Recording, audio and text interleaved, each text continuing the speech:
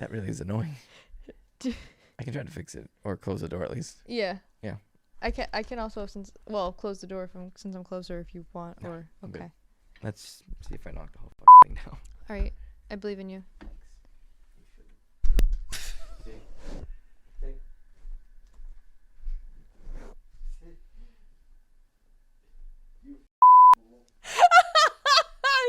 All right, Tory, say something. Remember when we were supposed to have a podcast?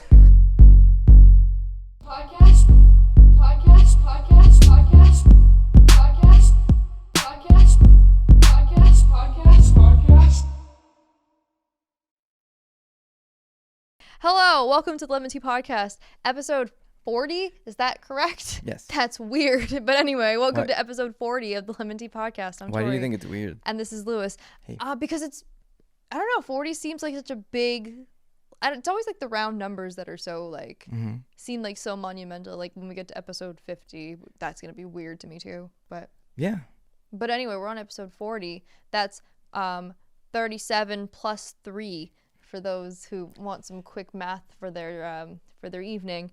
And I think I would have been better at that, like, since I'm like actively taking a course in it right now. So. I'll do it for your benefit Thank you. from now on. We'll just do like simple math problems before we get things rolling. So cool. Yeah. Thank you.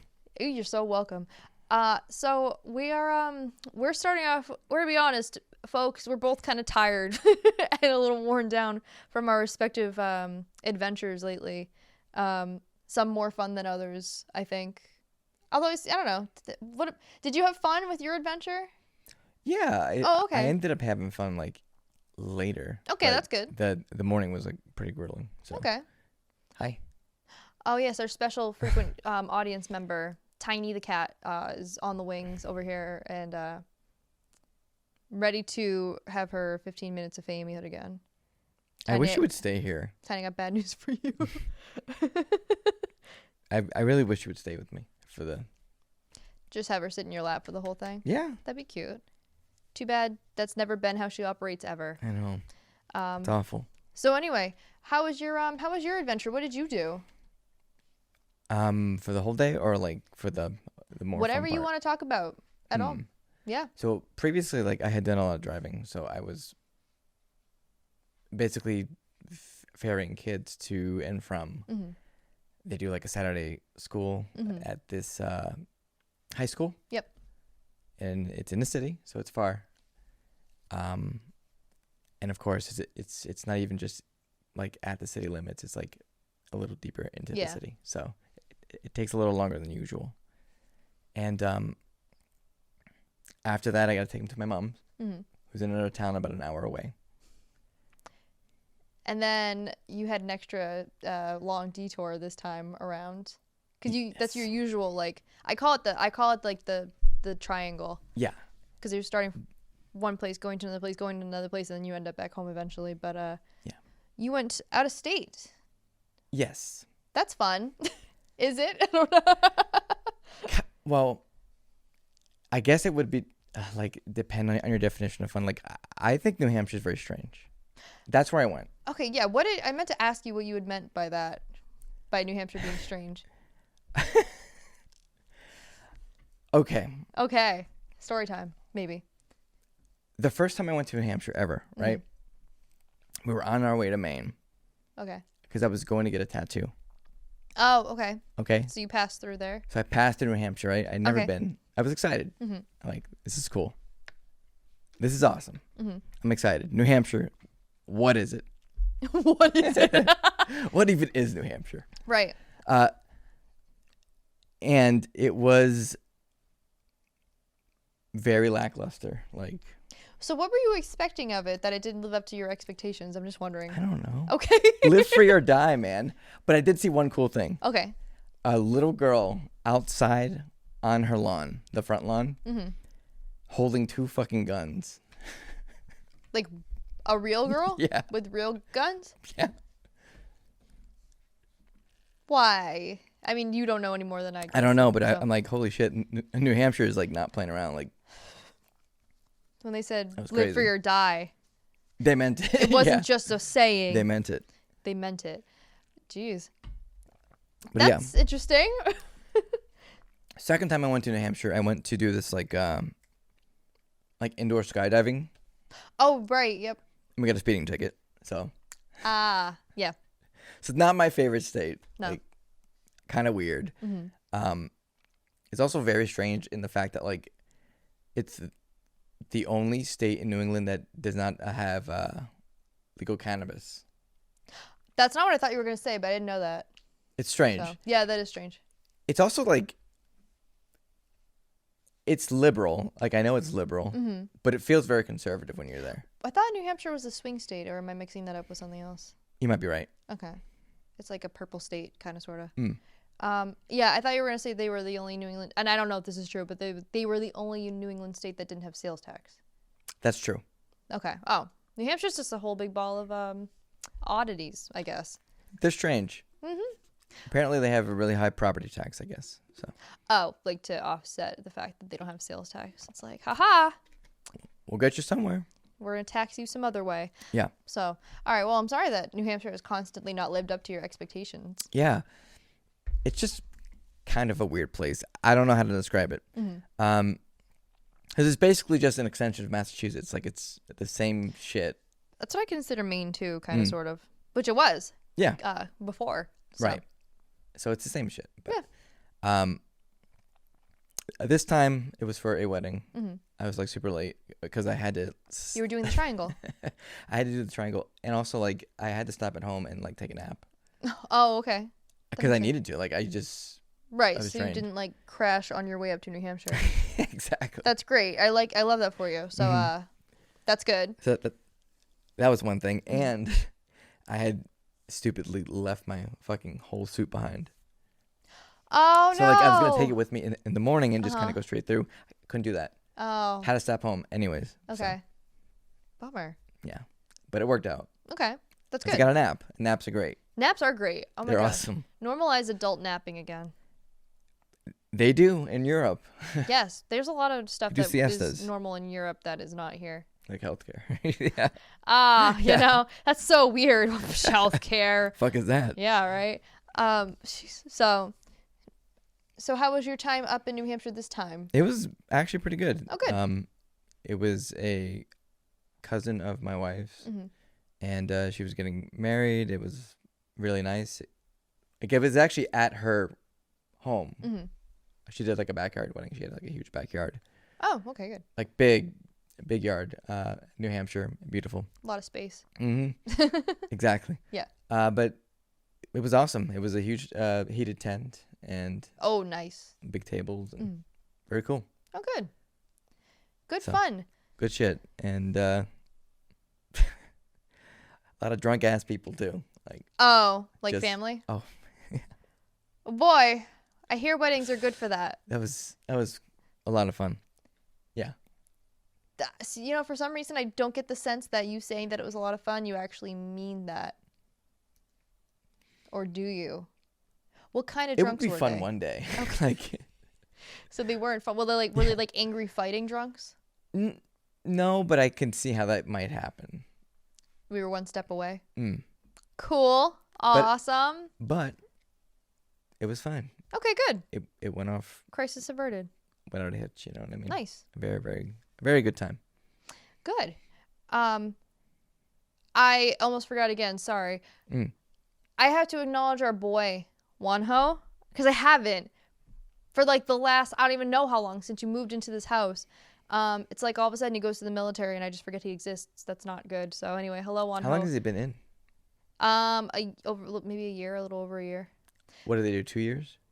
Like 22 months. Okay. That's like, always saying that is like 21 months or 22 months. It always makes me think of like when you're describing a little baby. Yeah.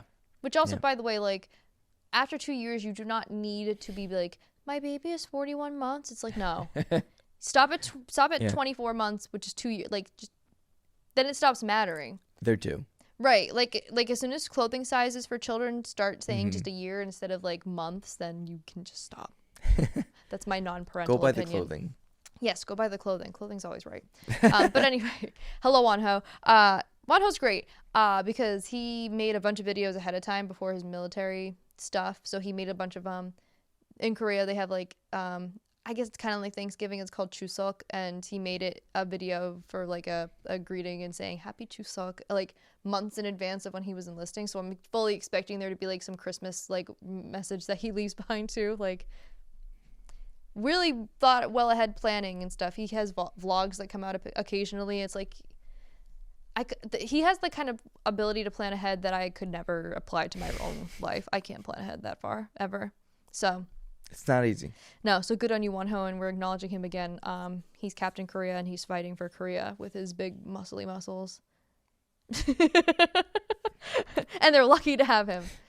Okay. But anyway, Great. I wanted to throw that out there before I forgot it again. So that's good. Yeah. I mean, that was something that you set to do.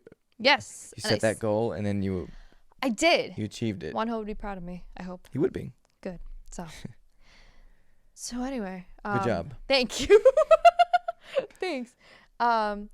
So we're kind of treating this as like a month-long, like we talked about last time about how Halloween's a month-long holiday, basically. So this is going to be another sort of Halloween-ish sort of centered talk of topics today. That's fine. I don't think there's anything wrong with that. No. That's totally fine. I mean, nothing wrong with. I mean, there's a lot of variety in that whole topic, anyway. So I'm just for the occasion, wrongly apparently, because I really did think that, like, I don't know, my sense of time is so skewed, and I'm like, I'm gonna put Halloween stuff on, and I'm basically just dressing how I would have in middle school, high school. My goth self. This actually I got at Hot Topic in middle school. I don't. I keep my clothes forever. And then trip pants, which I'm very proud of. That's awesome. I found them at a Savers because they were always too expensive at the Hot Topic, and I could never afford them.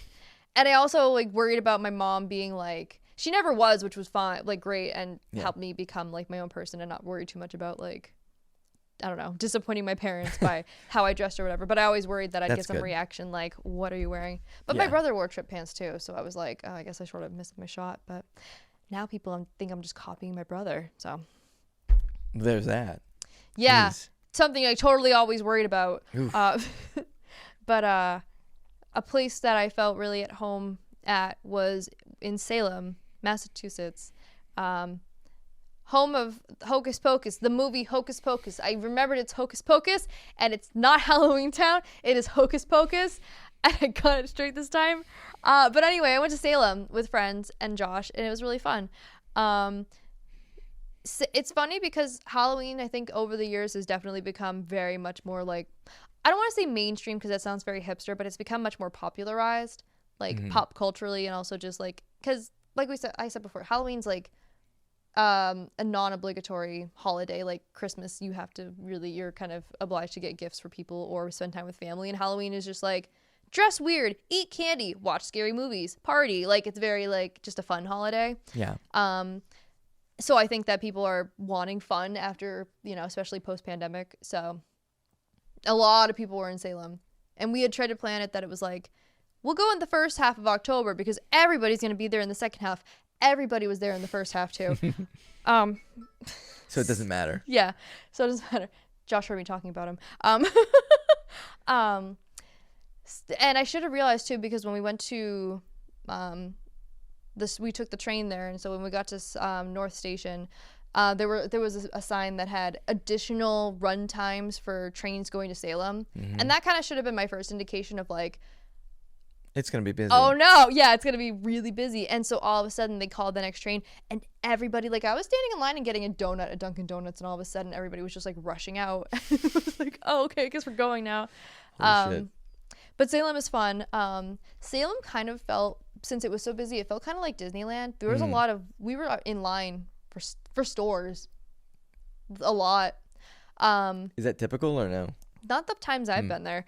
But there, I mean, and there's capacity limits because they're shops that are like, they're rooted in old buildings and stuff. So they're not, they're smaller. So they have a capacity. Some of them are like 16 person capacity limit. So we were just kind of standing outside and looking at oddities and all that good fun stuff. There's at least stuff to see while you're standing in line.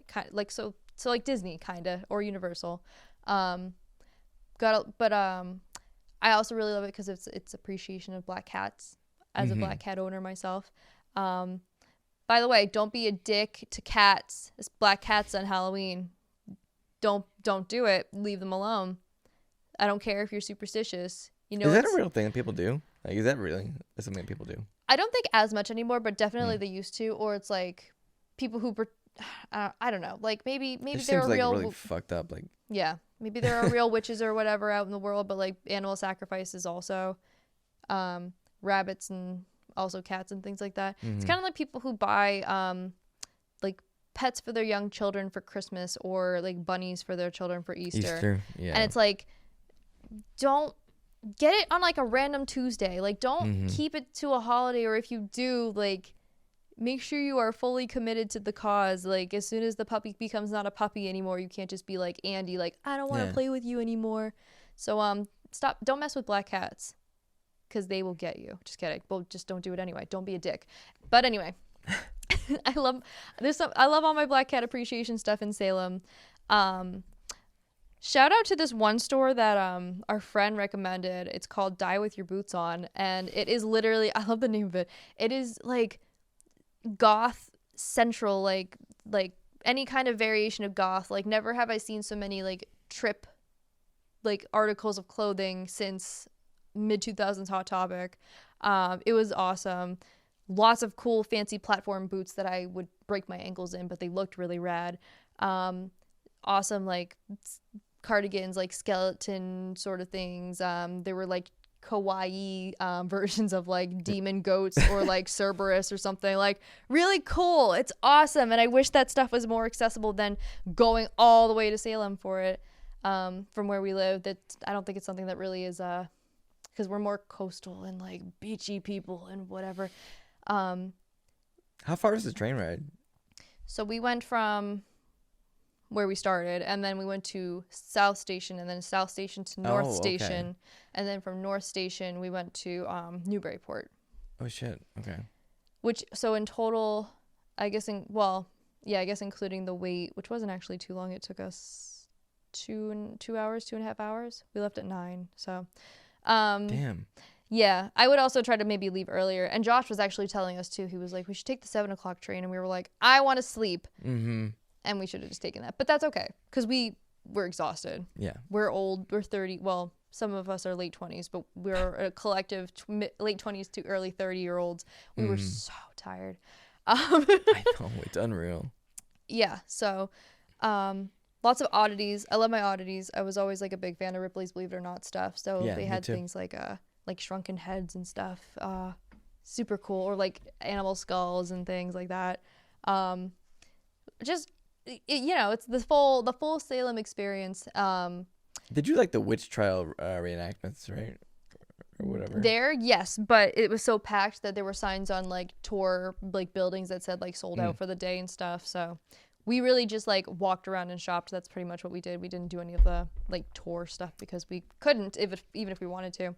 So if you ever plan on going to Salem, do it either like the last week of September or the first week of November, or do it on not a weekend day. That's probably also good too, because we did a Saturday. Seemed like a good idea in theory, but it seemed like a good idea in theory to tens of thousands of other people, so maybe not. But that packed, huh? Holy shit.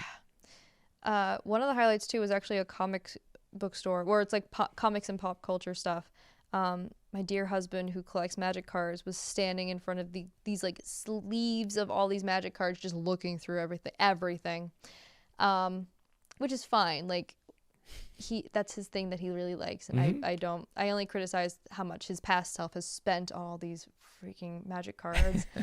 And it was 20 minutes and he was still standing in the same spot. Like I had done another loop around this store, and I went up to him and I was like, oh, how far are you in this? And he said, oh, I'm halfway. He's like, I'm only looking at the red ones and maybe the green ones. I'm like, all right, I'm going to go wait outside. Yeah.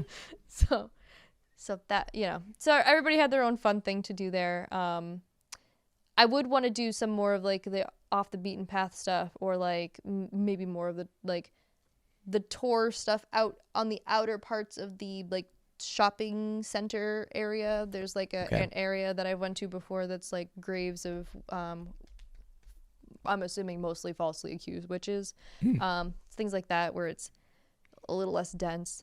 But I think there's something for everybody if that's your style. Just be prepared for there to be a lot of cats and a lot of vampires. I don't think that's a bad thing, but maybe some people do, and if you do, I guess don't go to Salem. I don't know what to tell you. So what the fuck? What? I'm really selling it. I don't think it's a bad thing, but if people do, I don't. I think it's all in good fun. Like, yes, I understand that it was rooted in like a religious thing and paganism and satanic whatever's. Like, I get it, but also I think it's taken on much more of a fun air to it, kind of like Christmas. I mean, there's still a lot of religion rooted in Christmas, but most people do just treat it like a fun, like, gift-giving holiday. So it's all a matter of perspective. So no, I get you. You're right. I just felt like I needed to justify my stance, but that's fine. And then we almost missed the train home. That's very fun and cool and awesome. Because everybody was accommodating to me when. Oh, so it was so packed that every single restaurant was like, there's a couple hours of a wait. So we literally just went to Wendy's and had lunch in Salem. And it's like, I really didn't want to do that because it's like, I'm in Salem and I don't want to like go to a place that I literally can get anywhere 5 minutes up the road from my house. But we did. We went to Wendy's because there was no line. So what are you going to do? But everybody was kind enough to indulge me when we got to North Station because Josh had the idea of we should get food halfway through our travel and not in Salem. And so I wanted ramen. So I was like, so they were nice enough to humor me in walking 20 minutes from North Station to its Asian food place. We all got ramen and sake. My first experience with sake, which we all finished in like 5 minutes. It's rice wine. You definitely taste the rice. I've never had it before, so. So that was interesting, and I got a nice little buzz going. And then one of our friends looked at the time and said, "Oh, we have 20 minutes to get to the train. Otherwise, the next train is in 3 hours." So you had to like race. And it's like, and by that time it's like 8:40 or 8:30, and the train leaves at 8:50. And I put on my GPS, and it was like, "Oh, we're 15 minutes away from." Holy shit! So we like fast walked. We actually shaved 2 minutes off. I love when I do that. Also, when the GPS says you'll get there in such time, and I want to be like, watch me. So we shaved 2 minutes off our time. But then as we were getting there, the announcement went off and it was like, the train is now boarding for our stop.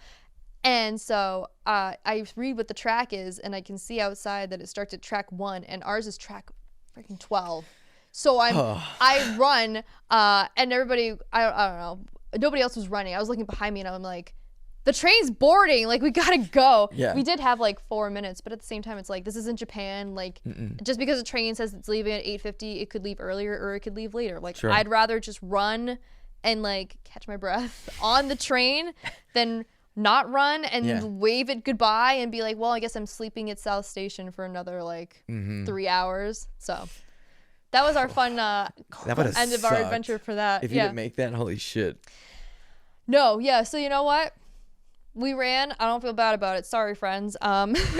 Thank you for letting me get ramen and sake, and let's run to the train. So, but it was fun. But yeah, like I said, and it was kind of the problem we had with P-Town also, which was like trying to figure out the right time to go. Yeah, it's hard because if you want to go on the train, like the easiest way to do it, it doesn't coordinate well. Well, and also, I mean, like just figure out what time to go, like time of the year, so that it's not so packed. Summer is good, but summer is when everybody else wants to do it. June in particular, like Halloween for P-Town sounds pretty rad, but it sounds pretty rad to a lot of other people too. So it's gonna be crowded. So like when we go, I don't know, I feel like it's got to be like April or May or something before Pride or like September, like something that isn't Halloween. It's tough. Yeah. Because you also want to walk around and not be like bundled up and cold or whatever. There's a lot of factors that go into planning going to a place that is where you're going to spend most of your time outdoors. So, and this is in Florida, so we don't have a lot of like nice weather days to choose from. This summer was crappy. Literally every Saturday up until yesterday as the time we're recording has been crappy weather. My mom, who diligently does like 3-hour walks around town with my aunt on Saturdays, has been lamenting, feeling like she's under a time constraint because of the weather or having to mall walk. Gasp. That's literally all our mall's good for. I don't want to believe that malls are dying because I do like malls, but our mall is dying in particular. So. This one has been dead for years, though. It's been dead for fucking ever. I remember signs for our mall where it was like it got bought by somebody else, and they had this whole like big poster on the wall of a temporary wall covering a storefront, because that's half of our mall is it's just temporary walls. And it was like, this is going to be the remodeled food court coming in 2022. They never fucking did it. And then 2022 came and went. I swear they changed it. It was like spring of 2022, and then they changed it to fall, and then they just took the sign down like, forget it. Yeah. Fuck it. We're going to build apartments instead. Nobody cares. Yeah. Or condos, not apartments. But I'm not worried about it. I'm not worried about it. So anyway, there's a fine art to planning for a tourist spot, and I'm assuming that's probably and that's probably the case with anywhere in the country for any tourist spot. But for P-Town and Salem in particular, those are two places where they revolve around like a specific month in particular. But so there's a lot of precise planning that has to go into it, but I also want to be in that sort of holiday spirit. So it's like I could go the first week of November next time, but it's also like this is post Halloween. Like people are starting to talk about Christmas now. Yeah, I don't know. You either go in September or you go in October. September probably is better. It's probably a little bit better. So, but anyway, despite all the crowds, I have nothing to base this on. I have no facts at all. I mean, I'm basing it off of my time here, so I was always very happy when there were no lines for anything. It was great. That'd be the only thing I really change about it is if we just get rid of some of those lines. But there were a lot of great people in costume. There was a Jack Skellington on stilts who was pretty rad. At one point, I don't know if it was a person he knew, the person in the costume, obviously. Jack Skellington yells over to somebody. We heard him say, "Hey, woman!" I don't think Sally would appreciate that, Jack. Wow. That's actually kind of fucked up of you to say that. But there was like a pipe store, or it was like a pop-up shop. It was a pipe pop-up shop, and the guy kept yelling, "Good deals for hot women," or whatever. It was like, "I'm so sorry, sir. Too bad I don't need a pipe." Or Josh was looking, and I said, "Sorry, Josh." People in Salem are just more eccentric and stuff, and it's always fun, and that's the whole vibe of the whole area too. So every day is Halloween there. Very cool. Yeah, so that was my adventure, but literally we only like had gone back into town at like 10 p.m. and I was wiped out. Oh my god. Yeah, so we got back after the wedding and like just died. We fucking died. I don't know if it's a reflection on, I hate to say it, I don't know if it's a reflection on age or not. It's age. With stamina or whatever. It's stamina. Because like I don't know, like I feel like in the past I wouldn't have felt so exhausted, but 30's different, man. I don't want to feel like it's that way. It's like age is just a mindset, but also it's like it is a my mindset, feet hurt. but shit is happening. Like I'm all for being a mindset and like you want to define by how you feel, blah blah blah. I wish the mind would correlate with the body sometimes.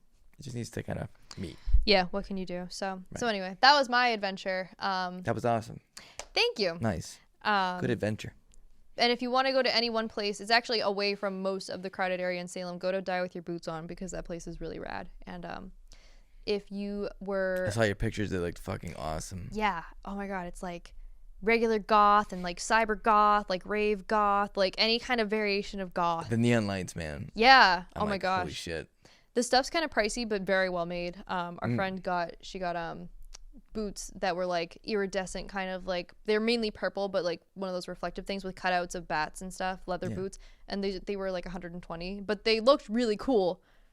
And if I really thought that like I could wear these practically in every day, I would probably have gotten a pair of shoes myself there too. But I'm not the most graceful gazelle in the wilderness, so so I didn't. But everybody around was like already dressed up as if they had bought stuff from there already. I don't know. It just felt very like home. I know. So it sounds awesome. Yeah. So I'll have to go one day. Honestly, I've never September. been. No, You're I don't give October? a fuck. I'll go for really. No, I want to go to. I want to go in October. Okay. I'm not gonna stop you. I'm just letting you know. thank you. Okay, no problem. Appreciate it, but the kids would have fun too. Yeah. Unless you want to make it just an adult outing. So. mm-hmm. But the kids would have fun too. Yeah. So. I think they would love it. Yeah, there's like a lot of costumed people. There was Frankenstein. My son's getting into Nightmare Before Christmas. Oh yes, that's right. Oh, so he would have loved Jack there. Yeah. Yeah. He loved that movie. He's like, I love that movie. I love Jack Skellington. He's the coolest. He's like, I'm like, yeah. He is. He kind of is. Yeah. So anyway, I'm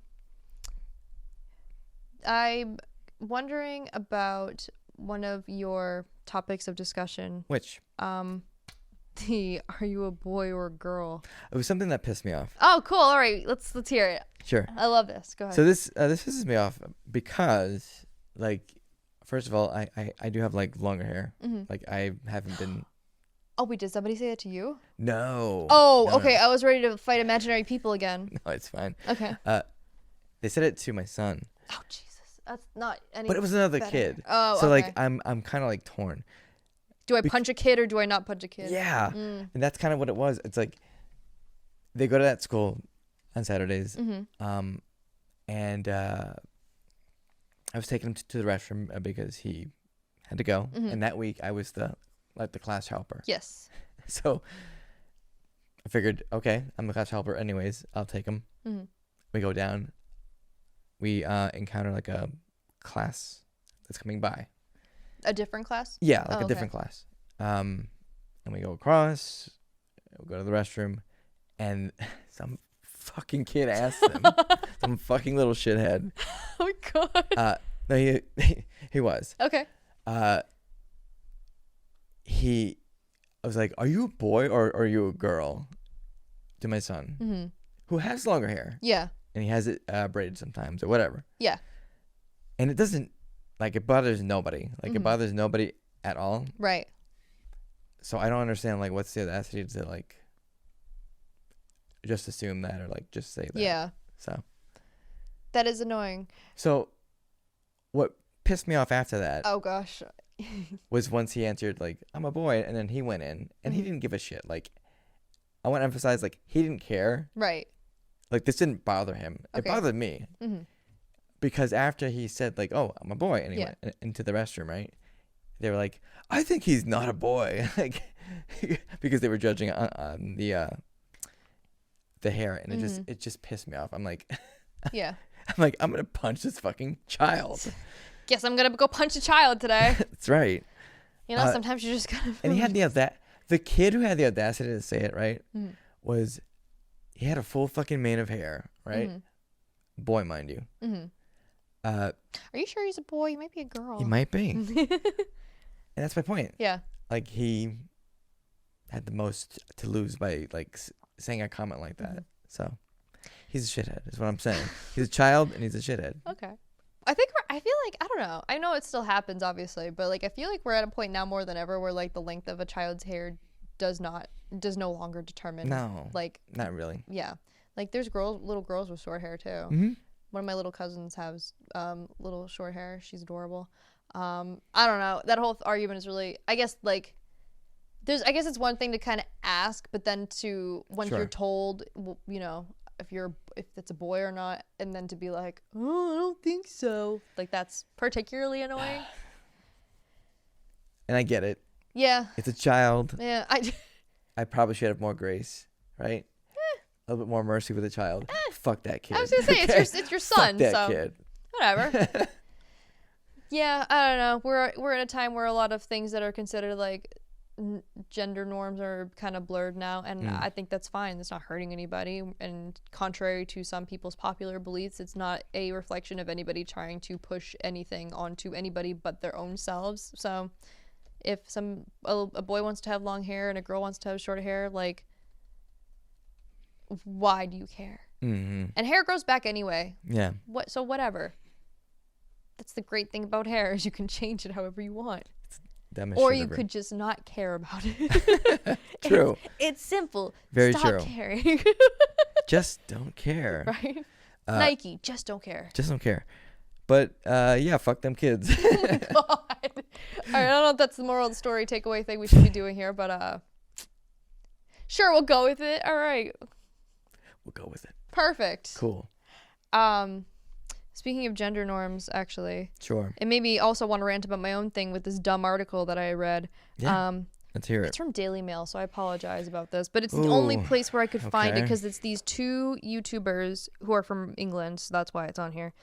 And so, well, the headline is YouTube couple gets into furious row, which I'm assuming is British talk for argument, after influencer insists partner takes his surname when they get married.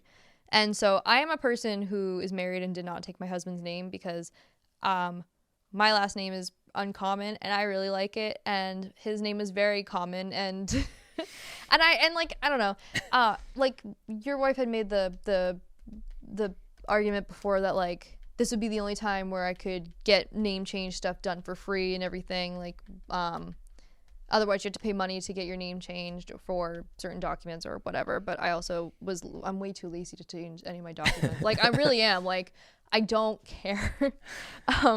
Don't care. And that's a good conversation to have with your spouse before you get married, unlike this couple. It's these two people. Gosh, what are their names? Ethan Payne and Faith Kelly. So they're a couple and they have a child together. Ethan is a co-founder of the YouTube group The Sidemen,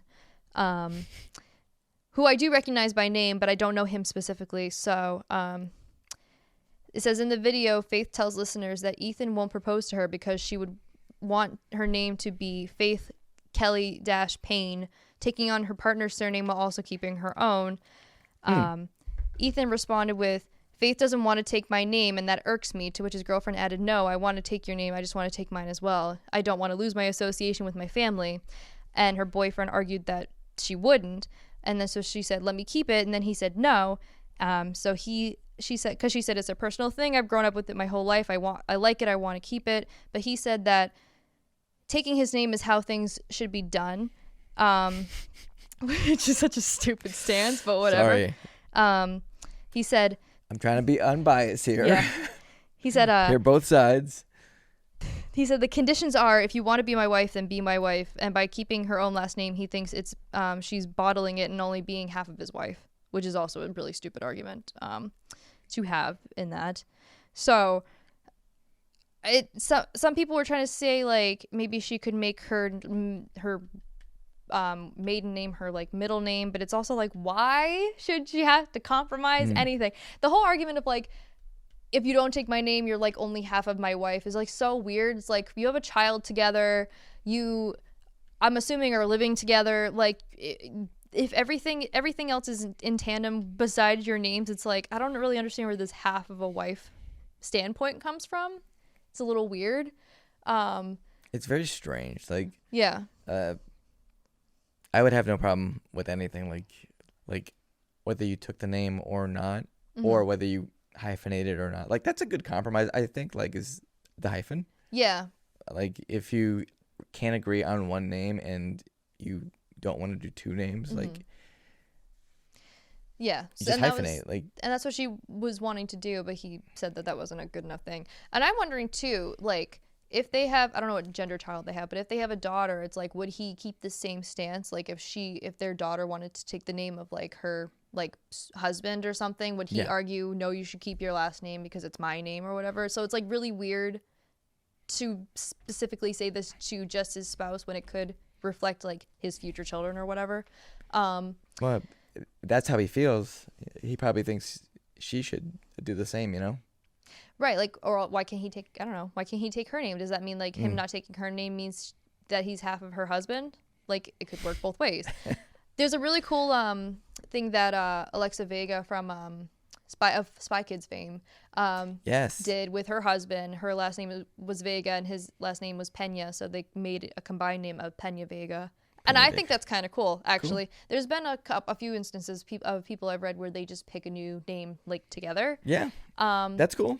I think it's a really cool, like, modern way of, like, because it's a way of saying, like, you are both starting this new life together, like, signified by this new name.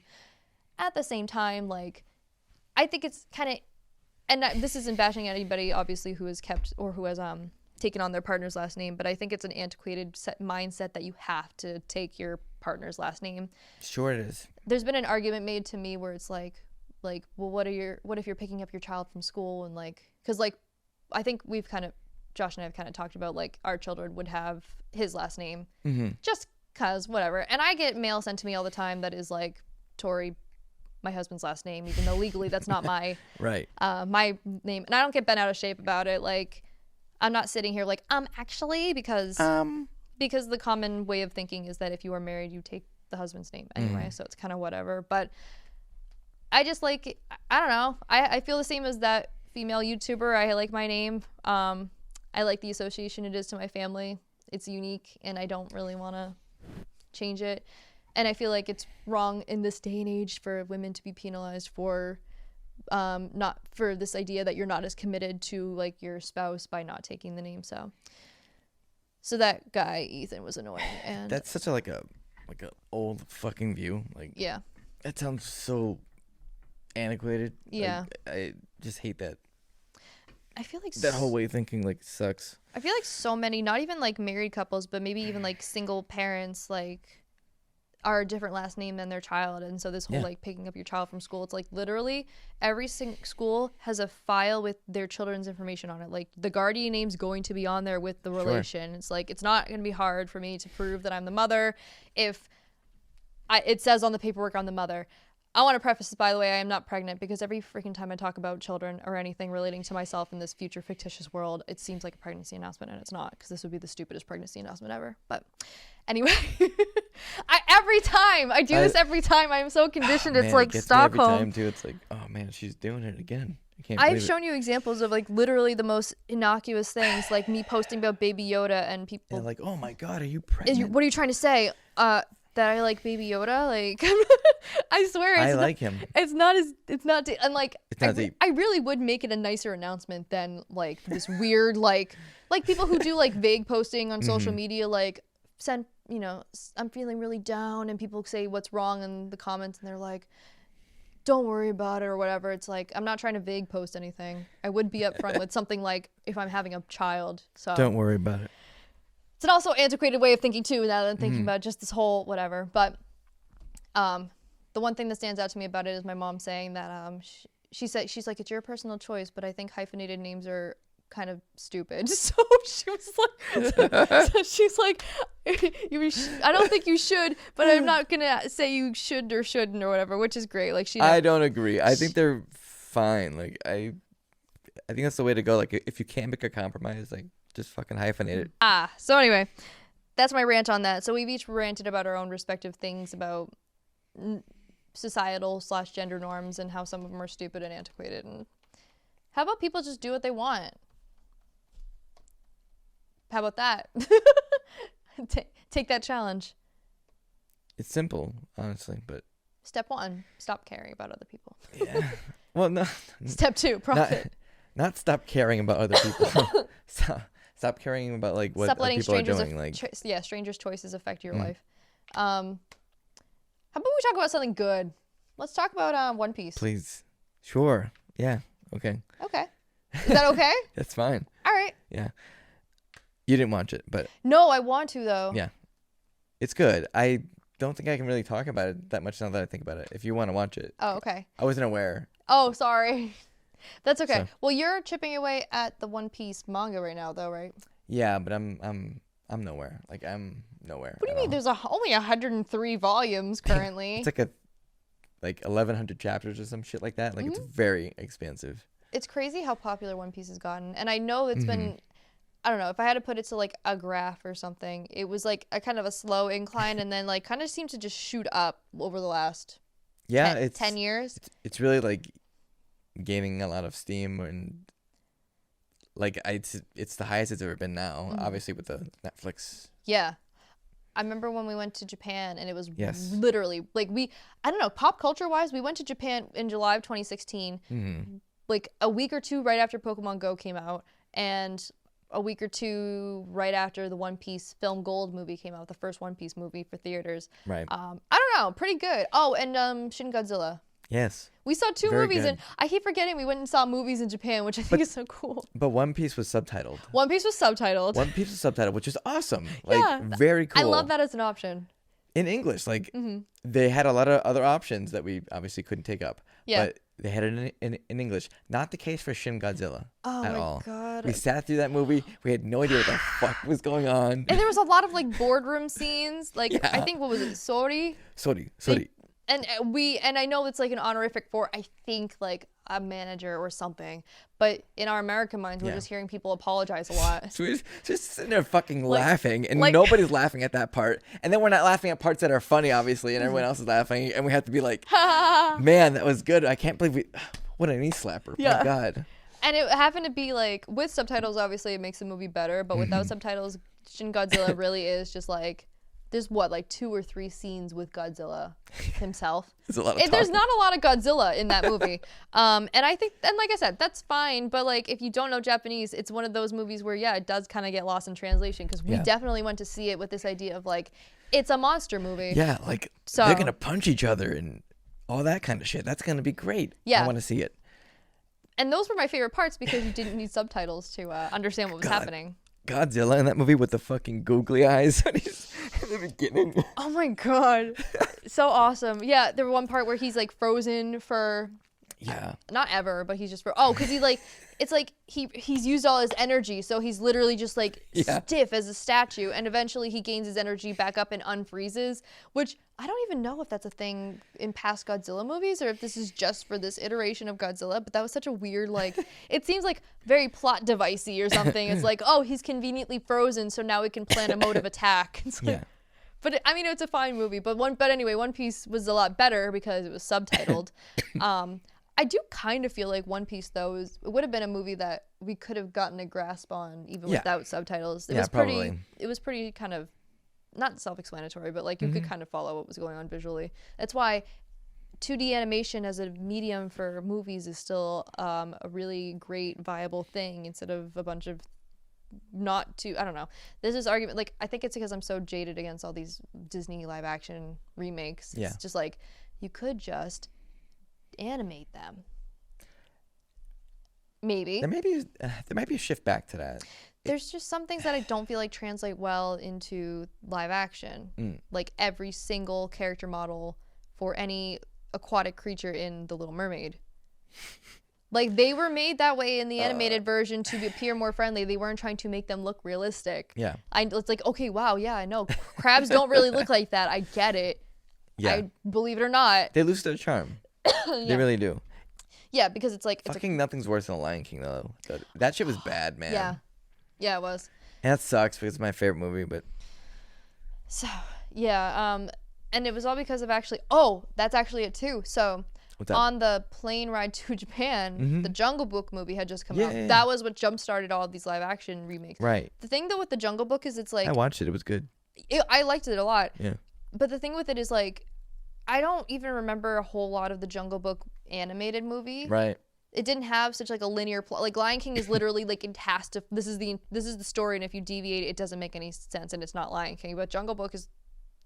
It doesn't have as much of, like, a solid storyline.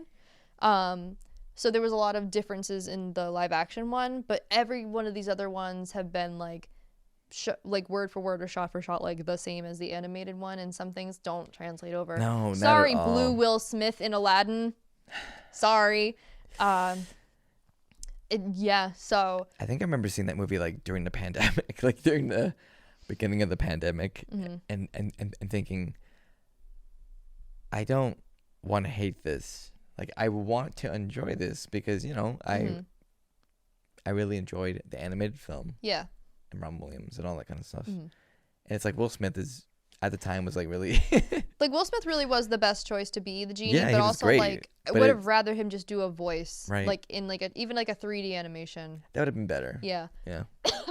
But I don't know. With the Jungle Book, Disney's proven that they can do a live action version of a 2D property and make it like...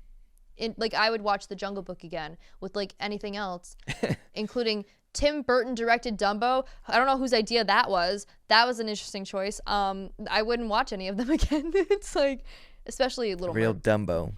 I never even saw Little Mermaid. I just know about the Scuttlebutt song, and I don't saw ever Little have any Mermaid. desire. I know you saw it in live in 4K. I saw it, so you didn't have to. I'm so sorry. It's okay. That's the thing too, is like I'll it get seems over it. like all of these live action movies, when they add new songs, they clearly don't sound as like, I don't know, maybe it's nostalgia glasses, but they don't sound as like soulful as the ones that they're redoing. I don't know what it is. It never sounds like either better or It just sounds like it doesn't match. it just isn't good. The fucking Little Mermaid songs weren't that great to me. I thought they were good. Like, they didn't sound bad. I really like the part where they go wah chicka wah wah. That was really great. That really made me think of the Little Mermaid. So that was the worst song I think I've ever heard in my life. In my fucking life. Yeah. My whole life. But anyway, my point with that was the Jungle Book movie had also just come out when we were going to Japan. Sure. And everywhere we went, we heard "Whoopie-doo, I want to be like you." Oh my god! And I like that song actually. That's that's a remake of that song by Little Glee Monster. Really great J-pop band. But we heard it everywhere. Yeah, it's everywhere. It's not a bad song either, which is the worst part is that it's not a bad song. Like, I actually like that song. There's a fine art to like redoing a song, and that one was like taking it as inspiration and kind of reinterpreting it a little. Oh, because there's Japanese lyrics in that one too, so it's got to be reinterpreted. It's just because it was so prominent that it was everywhere. So like it was driving me crazy. By the time I was able to like it again, it was a long time after that trip, like a long time. I still liked it. It really takes me a lot to get sick of a song. I've never gotten sick of Gangnam Style, so like that should tell you where my tolerance of songs is. But yeah, so I know you. Yeah, so sorry. I know you wanted to talk about the live action One Piece movie. I mean, TV show. I have heard really good things about it though, because no, it's very good. Especially for Netflix, they haven't had the best streak with live action anime adaptations. Yeah. I know there's been criticism with like Full Metal Alchemist, and although I didn't see that one, I've been wanting to because I saw the trailer and they did like CGI Alphons, and that actually looked really good. They had a live action. I didn't know that. It's not, from what I hear, it's not great. The way they did CGI Al though looks really good, I think. I saw Death Note. Death Note was the other one I was gonna say, and that there's more than one.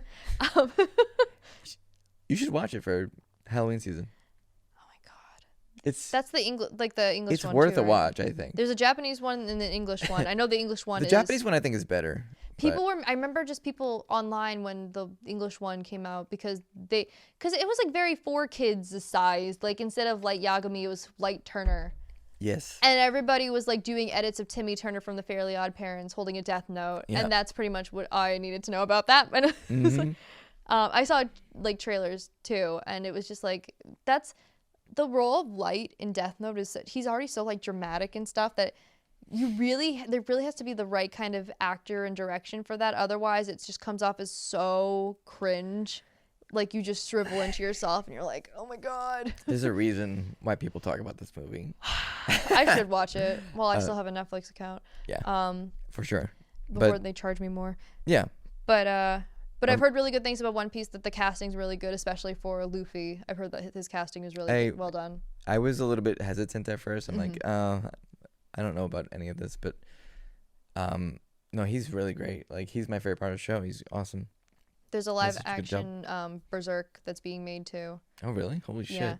Berserk, which is not a manga that I know very well. No, me neither, but it's I know popular. of it. Yeah. So people online are like, please let this be good. Please let this be good. Right. And there's some hope now because of One Piece, but I also think that it was like the director and like the production crew really were also passionate about, like, this wasn't just a paycheck. They really were like very passionate about, that makes all the difference to be passionate about the material you're working with. And you can tell when someone's just kind of phoning it in. A lot of them are fans, like they're actual fans of the manga and the anime, and it's like good. These are the people that should be working on these kind of things. Like you need people that actually give a shit.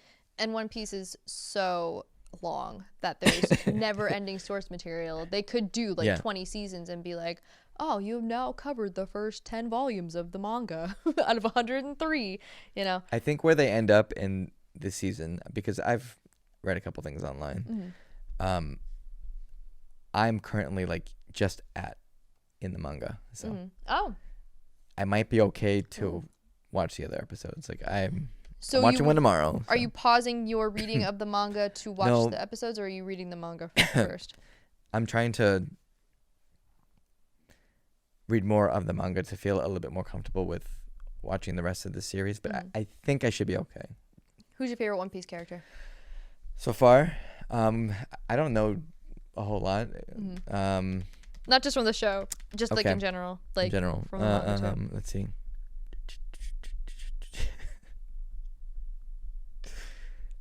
Dun, dun, dun. It's like I like Luffy. Like I think he's like an everyman character. Like anybody could see themselves as Luffy. Yeah. He's naive, but he's got a lot of heart, and you want to be like that. Yeah. Whoopie doo. Yeah. Sorry. So he's hard not to like. But I really like Zoro. Like I think he's really cool. Zoro, who like because of 4 kids, I want to call Zolo. Isn't that Well, horrible? in the manga, it's Zolo. But I feel like that might just be a translation error thing. Maybe it's still Zolo though. So yeah, in the anime it's Zoro. Zoro. So I think it must maybe it's something like that, but maybe not. I don't know. I'll ask my husband, the leading authority on One Piece. He's caught up on the anime. How in the hell ever? Crazy. That's nuts. That's actually insane.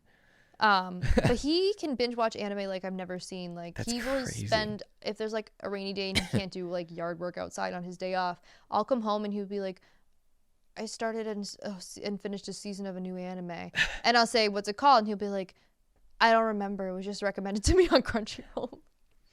That dude. All right, cool. That dude. Like he just watches them. I don't even think he takes in the names of the shows and stuff like that. He just watches whatever. He's a watcher. Yeah, you're either a watcher or a doer. He's a watcher. I don't know. You're either a watcher or a doer. You know. My favorite characters from One Piece, and everything I know is vicariously through Josh or through. I've seen the 2 movies, One Piece Film Gold and One Piece Film Red. So I like Robin. Robin's cool. And I like Brooke. I think Brooke's my favorite. The skeleton afro guy. That guy's cool. I like him. He's so cool. That guy's cool. So, but I want to get to know him a little bit better with the manga. Like yeah, I know they don't appear until later because the core is Luffy, Nami, Zoro, Sanji, Usopp, and Chopper. And then everybody else. It's kind of funny how that like it builds on and like this cast of like misfit bandit pirates kind of come together. It's like the core of it is like living your dreams. You know what I mean? Which I think anyone can relate to. It's good. Yeah. It's good shit. And supposedly the creator of One Piece has said that this next arc in the manga is the final arc. But I saw this like infographic online about like how long arcs can be. Like some of them span like 20 volumes of the manga. So just because it's the final arc doesn't really mean that there's going to be a big slowdown of, you know, manga. But he's been making the series for like what, 30 years? Yeah. Not 30 years, maybe like 25-ish. Yeah. I think since the late 90s or early 2000s. He's getting close to 30. Like, yeah. He's not there yet, but yeah. I mean, he could have just retired, really. He's making so much, like, he's one of those, like, stories of, like, I don't know if there's been another, like, long-standing, like, popular anime and manga series since maybe, like, I don't know, like Dragon Ball or Sailor Moon or something like that. Yeah. Like long-standing. Like, there's ones that are really popular for, like, a period of time, like Demon Slayer or Full Metal Alchemist. But since One Piece is going on forever. Have the record at this point. I think so. I think there's... I don't remember. Should ask Joey the anime man, but Joey the anime man, okay. But shout out. I love Joey. Shout out to Trash Taste Podcast. Trash. Oh, is he one of the Trash Taste people? Huh? Yeah. Is he one of the Trash Taste? Oh, yeah. Nice. It's him and then Sea Dog BA and Garnt, who's Giguk. Yeah. So shout out to them. They're the real hero weebs we all need. But anyway, they're funny. But yeah, One Piece is really like it's kind of up there with those long-standing popular animated or 2D property, which I think is great. It's very good. It's Japan like really appreciates their animation there, and I like that. It's like almost Simpsons level. Except, I'm just kidding when I say this, but except they haven't run out of ideas yet. Oh man, I don't know. I haven't watched a lot of New Simpsons. Well, you also don't have cable. No, but I have Disney Plus. Oh, that's right. So. Yeah.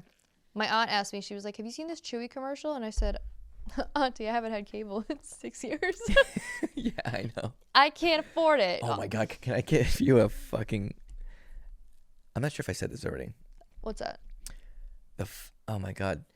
So we were at the hotel, and my wife likes to sleep with the TV on, right? Yep. So like we're in the hotel, we've got access to cable, TV's on, Adult Swim, right? Ooh, nice. Yeah. Okay, whatever. So many fucking commercials, man. Yeah. So many fucking commercials. I thought you were gonna say like, I got woken up at 3 a.m. by this like CD compilation of gospel songs. Not yet. Or it's been a long love time. ballads. It's been a long time since that's happened. God. If 90s/2000s kids, if you know, you know. Shit. Yeah. Oh gosh. Tell me how am I supposed to sleep? I am 14 years old and I have school tomorrow. I'm so sorry I didn't put the sleep timer on my television. It would suck always if I forgot to do that. My television, I remember it was in the top right corner, the sleep function. You do 30, 60, or 90 minutes and the TV would turn off on its own. Yes. I forget to do that. I'm also, or like, I remember there being like this really, I can hear it in my head and I can't describe it, like some sound effect for that whole like time, like that bumper card for Adult Swim, The Dawn Is Your Enemy. Like that weird, ominous, like, Okay. I'll have to find it, but it's like, it would be something that they played before, like, morning cartoons came on. It was like at 5 a.m. or something. Really? And I remember it was like just this really weird, ominous noise. Yeah. And it always woke me up and freaked me out. noise. It really did. I'll have to find it. Okay. But this would be the card bumper that they would have on Adult Swim before the like for all ages children's commercials, children's shows came on.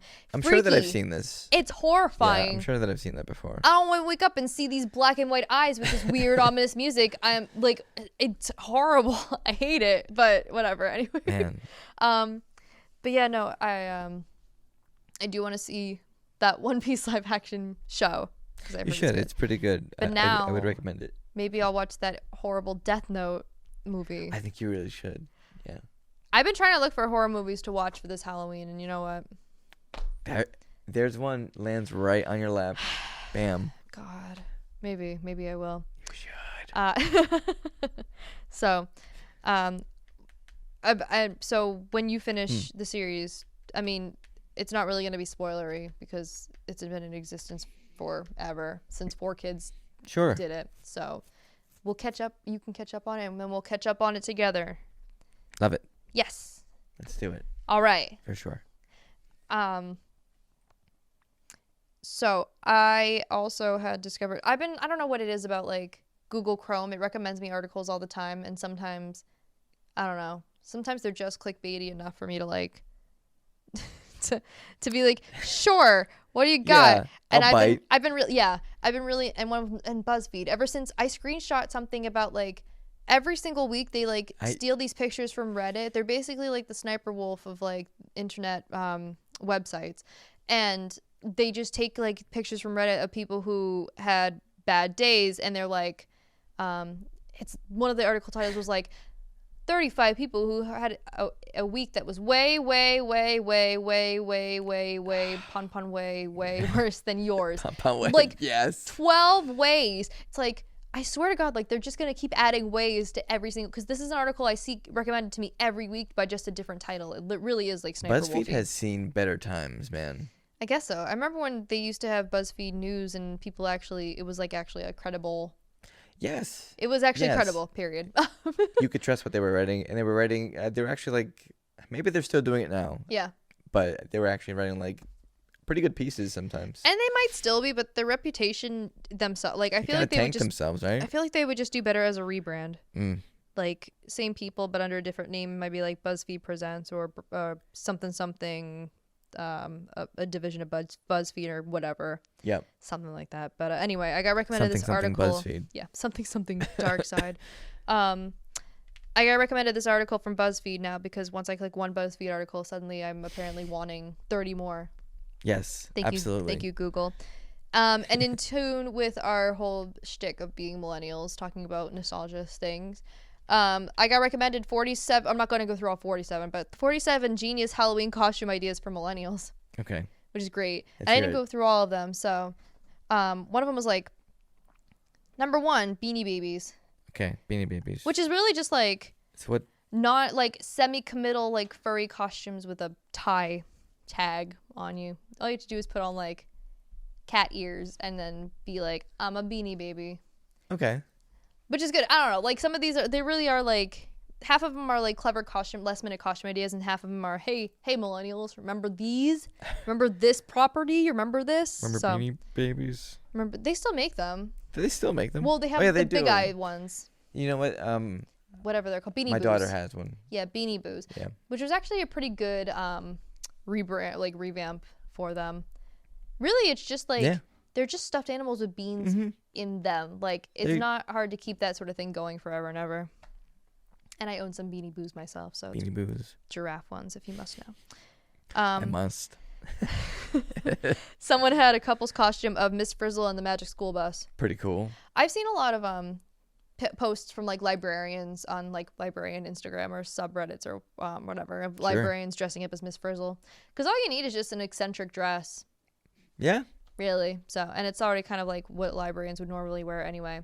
Contrary to popular belief, librarians don't all just wear cardigans and chain glasses these days. You really can just wear whatever as long as it's like appropriate. I see so many different kinds of like styles of things, crazy colors, patterns, whatever, like, but as long as you're not like showing too much of certain body parts, like there really is no, some libraries have dress codes where you can't wear jeans, but like otherwise you're pretty free reign to wear what you want. Which is great. Somebody love that. Wear what you want, librarians. Don't let the fictitious man keep you down. That's right. We're not living in 1984 anymore. Trying not to anyway. Read banned books. Read banned books. It was banned books week a couple weeks ago. Mm-hmm. Oh, I should have brought that up as an article. But whatever, that's okay. I think I might have talked about it last year. But anyway, a sky dancer. Oh. I need to go off. I love sky dancers. I love sky dancers still. So I do.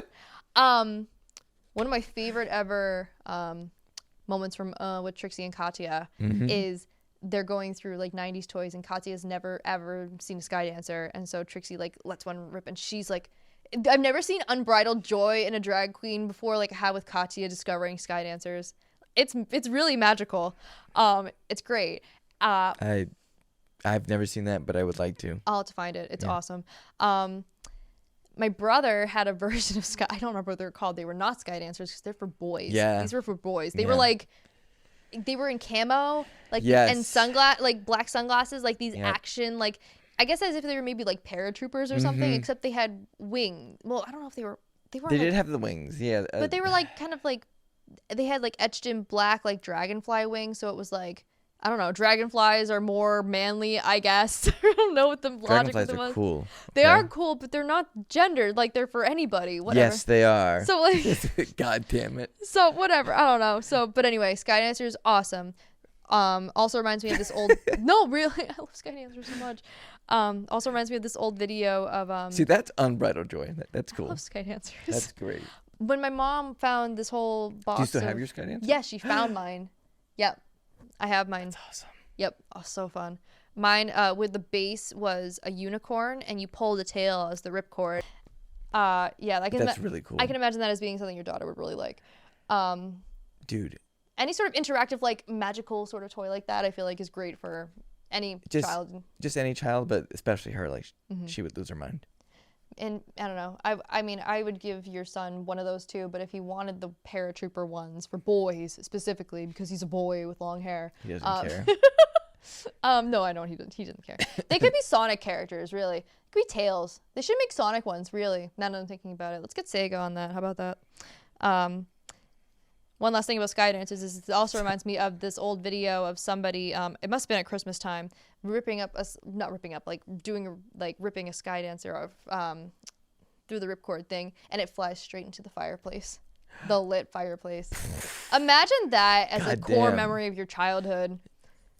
It'd be worse if they made noise. I'm sky dancing in hell now. No. Hell dancer. Hell dancer. No sky in hell. Number four. There's no sky in hell. No, there's no. Well, I mean, it's kind of relative. The flames are so high. See you there. Just kidding. Sanderson Sisters is also on this list, and that actually made me realize that a lot. Okay, you know how every year there seems to be like a token animal or token like fictitious creature like that is really popularized in like clothing or decor or whatever. So like one year was aliens, one year was like mermaids, one year was unicorns, one year was narwhals. Okay. Witches. I don't know if it was just because it was Salem, which it really might have been, but there were so many people wearing like punny witch shirts, like witch please or whatever. Witch please. One of them said you can't witch with us, which was like some Mean Girls like I guess thing, but it doesn't really even work. I don't even really understand what it means. You can't witch with us. I don't know. That's weird. You can't sit with us. No, yeah, I know, but it's such like one of those things where it's like you're really reaching. It is a very big stretch. Yes. Yeah, but so many witch things, and especially a lot of Sanderson sister costumes. Okay, so that was everywhere. Yes, and I feel like that might be one of the when I was looking up these like millennial things, there was also some prediction about what they think is going to be the most popular costumes, and they think for women it's going to be cowboy Barbie from the Barbie movie. Yep.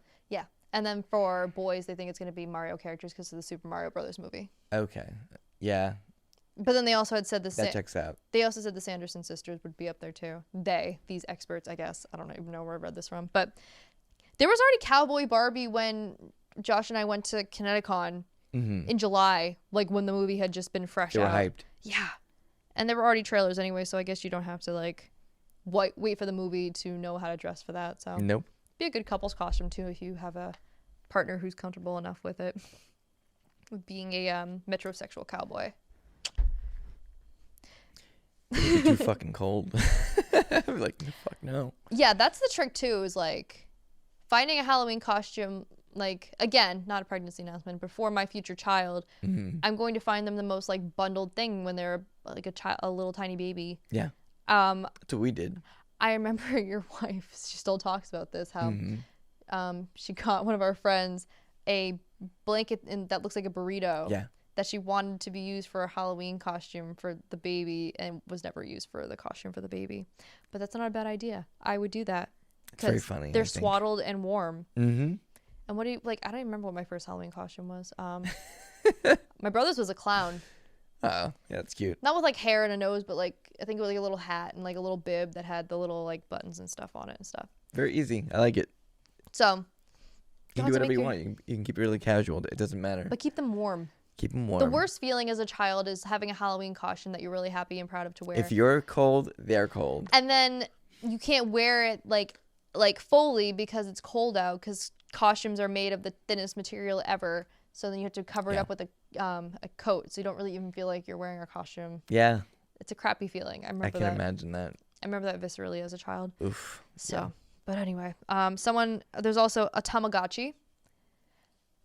Love it. In Salem, they have Baby Yoda Grogu Tamagotchis, and I wanted one, but I will kill it because I've never kept a Tamagotchi alive for more than like a few days, including the Digimon one that you got me before. That thing's dead. It's dead. I never even turned mine on. Oh my God. Okay, so then technically it's not dead. It's not dead. It's like cryogenically frozen. There's still time. Okay. There was time now. There was time now. So the idea of having a Grogu Tamagotchi was nice, but in theory, like, I'm going to kill it, and I'll feel much more horrible about that in particular because I love Grogu, and I don't want to kill him. So Grogu. Quail Man. Yeah, that's a good one. My biggest mystery in life was how Quail Man got the belt to stay like curved over his up head. Yeah, because otherwise, like, it's a belt, it's gonna flop and hit you in the face. Like, what do you do? Like, put wires in it or hairspray, or like, what do you do? One of our generation's biggest mysteries, honestly. Really though. It really is. I love that literally the Quail Man is Doug with his underwear outside of his shorts, a Q on his chest, and a towel around his neck as a cape. He didn't do much. He's the OG DIY costume kid. He was thrifty. Yeah. Thrifty Doug. Funny. Thrifty Doug. Thrifty Doug. Okay. What you got? This is the Spice Girls, but it's just girls dressed up as different spices. I do like that. Yeah, that's cool. Which is like, they all look like the safety, like men without hats, like safety dance, because they got these red hats on. The red hats, yeah. Yeah, that's clever. I love me Yeah. a good punny costume. So good on them. Someone, a juicy juice. A juicy juice. These are like, I don't know. These are like, ha ha ha, I'm a millennial and I understand that or whatever. But also it's like, I don't know if like I ever in my life as a last resort costume would want to be a juice box. That's just me. No offense to this person who they tagged this person, Chelsea Dubois. I said your name. Damn. They tagged the called them person as out. whatever. They have the person's name right there. Cat dog. That'd be a cute couple's costume. Okay. You would have to stay at the hip together though. It does have its downsides, but It's easy it would be fun. Yeah. Mhm. It'd be fun. and easily recognizable. Yes. So that's a good couples one. What a weird show that was. There's some shows Cat where dog was so fucking weird, man. It was really strange. Now that I think about it, it was very weird, huh? I swear I've talked about this before, but I'm going to talk about it again anyway. That one episode where like whatever they eat affects the other's teeth. Horrifying when it's like, let me just go inside out and this weird fleshy skin vein self like is brushing the teeth of my brother. Fucked up. Horror, like that's Invader Zim horror level to me. Like really it is. It's like on par with the Organ episode of Invader Zim. So messed up. That organ one was fucked. It was. And it's supposed to be played as like funny and stuff, but it really was, I don't know, there's something I remember feeling like actually really like Yeah. that was disturbing. Oh man. Just because like it would show the shadows too of like Zim and his like backpack, like Right. like grabbing eyeballs or like, ugh, it's horrible. I feel like you could get away with a lot more in older shows. That one had some rough ones. But yeah, that fucking cat dog one is revolting. Like Disgusting. Oh, yeah, and I remember too now that one scene where I forget who, if it's cat or a dog, but they're chewing tinfoil, and the other one feels it. It's horrifying. Like, I want to rewatch it, but I also don't. Like, ew. Whatever. I don't want to think about it anymore. Anyway, the next one are Clueless characters. I feel like Clueless has also had a good resurgence lately. Mm-hmm. I know it must have been a year or two ago, they got most of the Clueless cast back together for a commercial, and I cannot remember what the commercial was for. Damn. And Alicia Silverstone was like in her iconic yellow plaid outfit, and she literally looked like no different. She looks so good. I can't believe that movie was from the early 90s and it's 2023 and she looks so good. Still, holy shit. She's awesome. Damn. And Stacey Dash also looks good, but she only looks good. And that's all I'll say about that. Paul Rudd, I don't think we need to really explain because he still looks good. Stacey Dash. Yeah. I love her voice. Like I love her voice and that accent. Yeah. Like I love it so much. Yeah. Okay. This is also a great couple's costume. Contestants on Supermarket Sweep. Dude, I used to watch the shit Yeah. out of Supermarket Sweep. Like we would, oh man. That was my jam. I used to want to go on Supermarket Sweep when I was like an adult, but I also was like, I don't want to wear those ugly sweaters. They're literally just like the three ugliest shades of colors with these like white collars. It's like, and it was the 90s, so everybody's got like this like like the women have like these wild like hair with like these bangs out to here. It just like it never looked good. No. Never. Sweaters are iconic. But they are iconic, yeah. But maybe not the most fashionable. But they're iconic.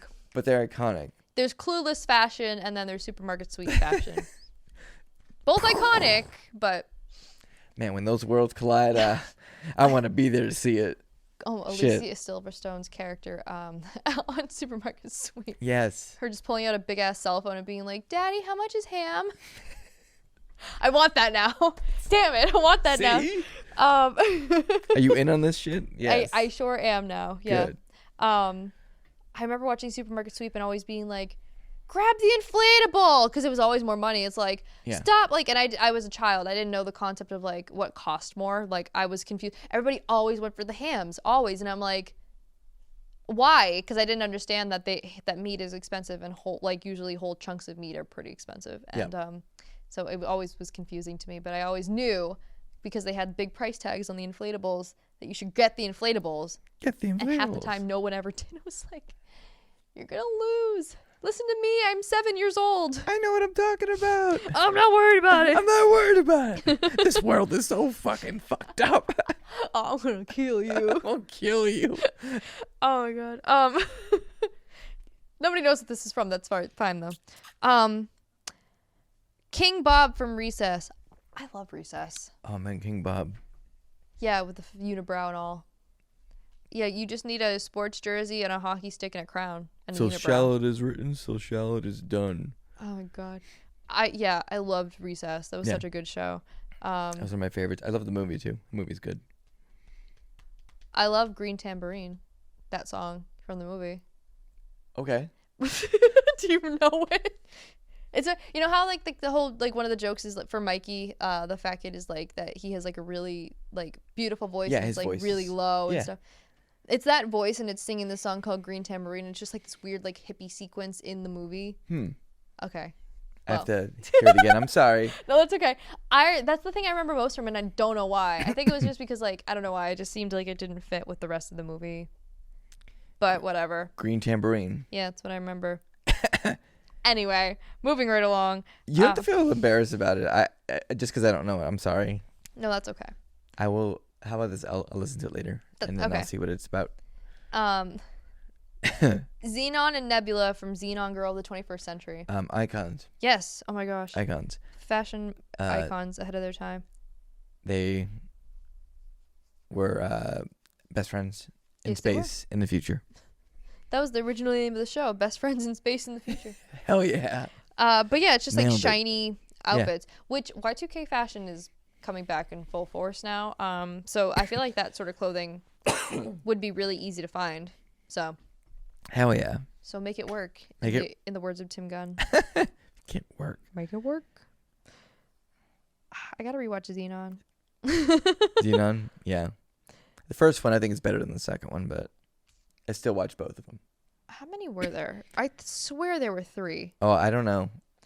I just know I've watched 2. Now I gotta look into the Xenon lore, and this isn't me for once mixing up. Yes, there were 3. No. 4? No. There was 3. Shit, okay. So Xenon Girl of the 21st Century is 1999. Xenon the sequel. Xenon the sequel 2001, and then Xenon Z3.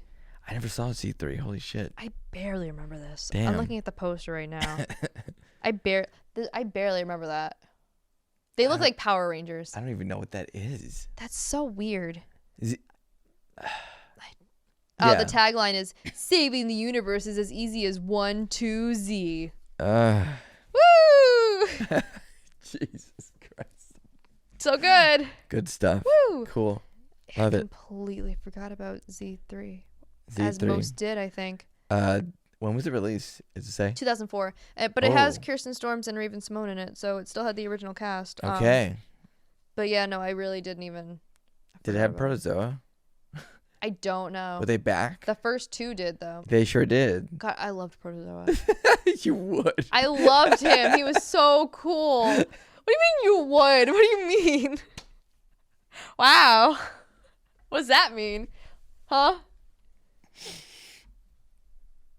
No? All right, we're just gonna not talk about it. It was a compliment, really. Really? No. Okay. Why did you say it like that? I don't know, because you said you would and It then was a started compliment. laughing. Why'd you start laughing then? All right, we're gonna move right along. I can't laugh. No, I want you to be happy. So if laughing at me makes you happy. I wasn't laughing at you. I was serious. Okay, good. I'm glad I like Protozoa too. How about that? I liked Protozoa. Yes. I don't know why this is happening. I'm not worried about it. Okay, so who's on the list? Who's on the list? This one's a weird one. Is it Steve? Yeah, Steve, and then it has this side table drawer from Blue's Clues. Why, of any other secondary character in Blue's Clues, would you be the side table drawer? When we have Blue, and then you have Magenta, who is a boy, iconic. Then you have Mr. Salt and Mrs. Pepper. That'd be a cute couple's cause. You have the mailbox. Yes. Like, why the side table drawer? I don't even think it spoke. I don't know. Did it even have a face or anything like that? It did. Like because the nose was the knob of the drawer. But there's so many other characters you could be. Why the table, bro? Right? Yeah. So many other characters. You could be anybody, and you chose the side table drawer.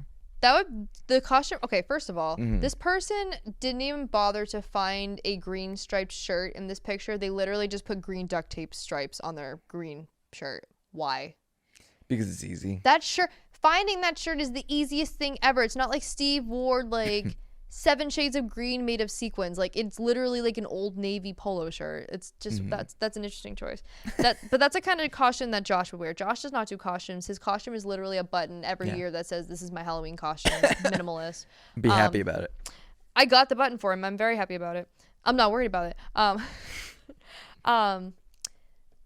But that would be the kind of costume that I could get him to do because it's so minimal. It's just a green shirt. So yeah. You'd be down for it. I would hope so. Rip the Legend, Pee Wee Herman. Mm-hmm. That would be that's a good one. You just need a gray suit and a red tie. I mean, red bow tie. Yeah, it's a good one. It's nice. I can't believe he's dead. It's so weird. So weird how many like 90s icons have died. There's him, and then there's Steve Harwell from Smash Mouth. Like, it's just strange. It's so weird. I don't know. Yeah. How old was Paul Rubens? He was like 72, right? Yeah, he died from cancer, I think. Some private battle with cancer. Been a lot of surprise deaths due to cancer this year, too. Jimmy Buffett. I guess, I don't know. I was going to say Suzanne Summers, but she ripped the legend. 50 years. She died at like 76, and for 50 years of that 76-year life. That's nuts, man. Yeah, what a warrior. She really was. Holy shit. Yeah. Fuck cancer. Obligatory. Fuck Seriously. cancer. Oh my God. Contestants on The Legend of the Hidden Temple. All day, every day. Easy and iconic. Just what I love. All day, every fucking day. I wanted to be on that show so bad when I was a kid. Me too. I wanted to just I was screaming at everybody on the fucking TV. I'm like, that is not how you put together the fucking monkey shrine, okay? I know. What are you doing? Yeah, you just like armchair quarterback and stuff. It's like, I could do that. What do you mean? Why are you guessing that word on figure it out? It's clearly this. Like the hint clearly said, yeah, whatever, like. Good shit. Have you ever rewatched Figure It Out like lately as an adult? I'm guessing it probably doesn't hold up. It's not that it doesn't hold up. Like, the panel is still very funny, but it's some of these kids, you can tell they're like so shy, and they take such a long time on this timed show to answer these questions. And sometimes I haven't seen it. And sometimes like they answer, if someone says, "Is it something related to this?" and then they say no, and then Summer is like checking with the judges, and then she's like, "Actually, it's yes." It's like, ugh. Oh. Conflicting information and nervous children. Yeah. So no, it does still hold it to an extent, but then there's also some where it's like the secret talent or whatever is so stupid, like or it's like, I collect this or whatever, and it's something I don't know that I don't know. I guess I'm not the judge, jury, and executioner on this 90s game show that's not on TV Judge anymore. Judy and I know I made that fucking joke before. No, Judge Judy we're bringing and it back. Future. Oh, I would dress as Judge Judy. In my courtroom. Right. Don't pee on my leg and tell me it's raining. Don't pee me on my leg and tell me it's raining. You're not as smart as me. You're not as smart as me. I know. I gotta get it. Oh my! I love when she says that. Yeah. Or when she just says "what." What? What? What? There's some compilation on YouTube of her just saying "what" to the point where it stops sounding like a word anymore, and she just sounds like Waluigi going "wah, wah, wah, wah." That's great. Speaking of costumes, that'd be a great costume. Waluigi. That'd be cool. Oh, I thought you meant like Waluigi as Judge Judy. Just a hybrid, whatever. Screw it, who cares? And the last one on there, like I said, I'm not doing all 47 of these, but the last one on here is somebody dressed up as the Operation Game. Okay. I don't know how many I can't think of any board games besides Monopoly where there's like a singular iconic like figure from that board. Like, because you could do Candyland, but it's like who's from Candy? Like now you would probably mix it up for somebody from like Wreck-It Ralph or something. Mm-hmm. So Operation's a pretty good one to do. You could just put pieces on your shirt and call yourself the Perfection Board. Most stressful game ever. Oh, Perfection was the race to beat the clock. Blah, blah, blah. Beat the clock and you have to put all the shapes in the thing. That fucking thing's hard. It's horrifying when I hate it. It's like ticking. I think I would rather have just been silent and then gone off. Like the ticking just makes it so. My son has it and he loves that fucking game. I'm like, oh my God. Why? No. He's like, Dad, you forgot to push it down so that it pops up. I'm like, I didn't forget. No, I didn't forget. Yeah. No, son. Listen. This was totally on purpose. There was a timer. It was ticking. Mm-hmm. Okay. I have to know spatial awareness. Yeah. There's a lot going on here. That's the trick too. It's like it's already enough when it just like clicks to let you know that the time is up. It's another thing when it clicks and then just like explodes everything like shrapnel. That gets me too, because like if I lose a piece, I'm gonna be like, oh my God, piece is gone. Yep. You'll never have perfection now, son. Yep. God, yeah, the PTSD of playing Perfection. That commercial with the guy's chest explodes out of his body. Oh my God. Do you remember that? Yeah. That's great. You know, like I really needed a game to give me like a visual, physical embodiment of what the game is in the most horrifying way.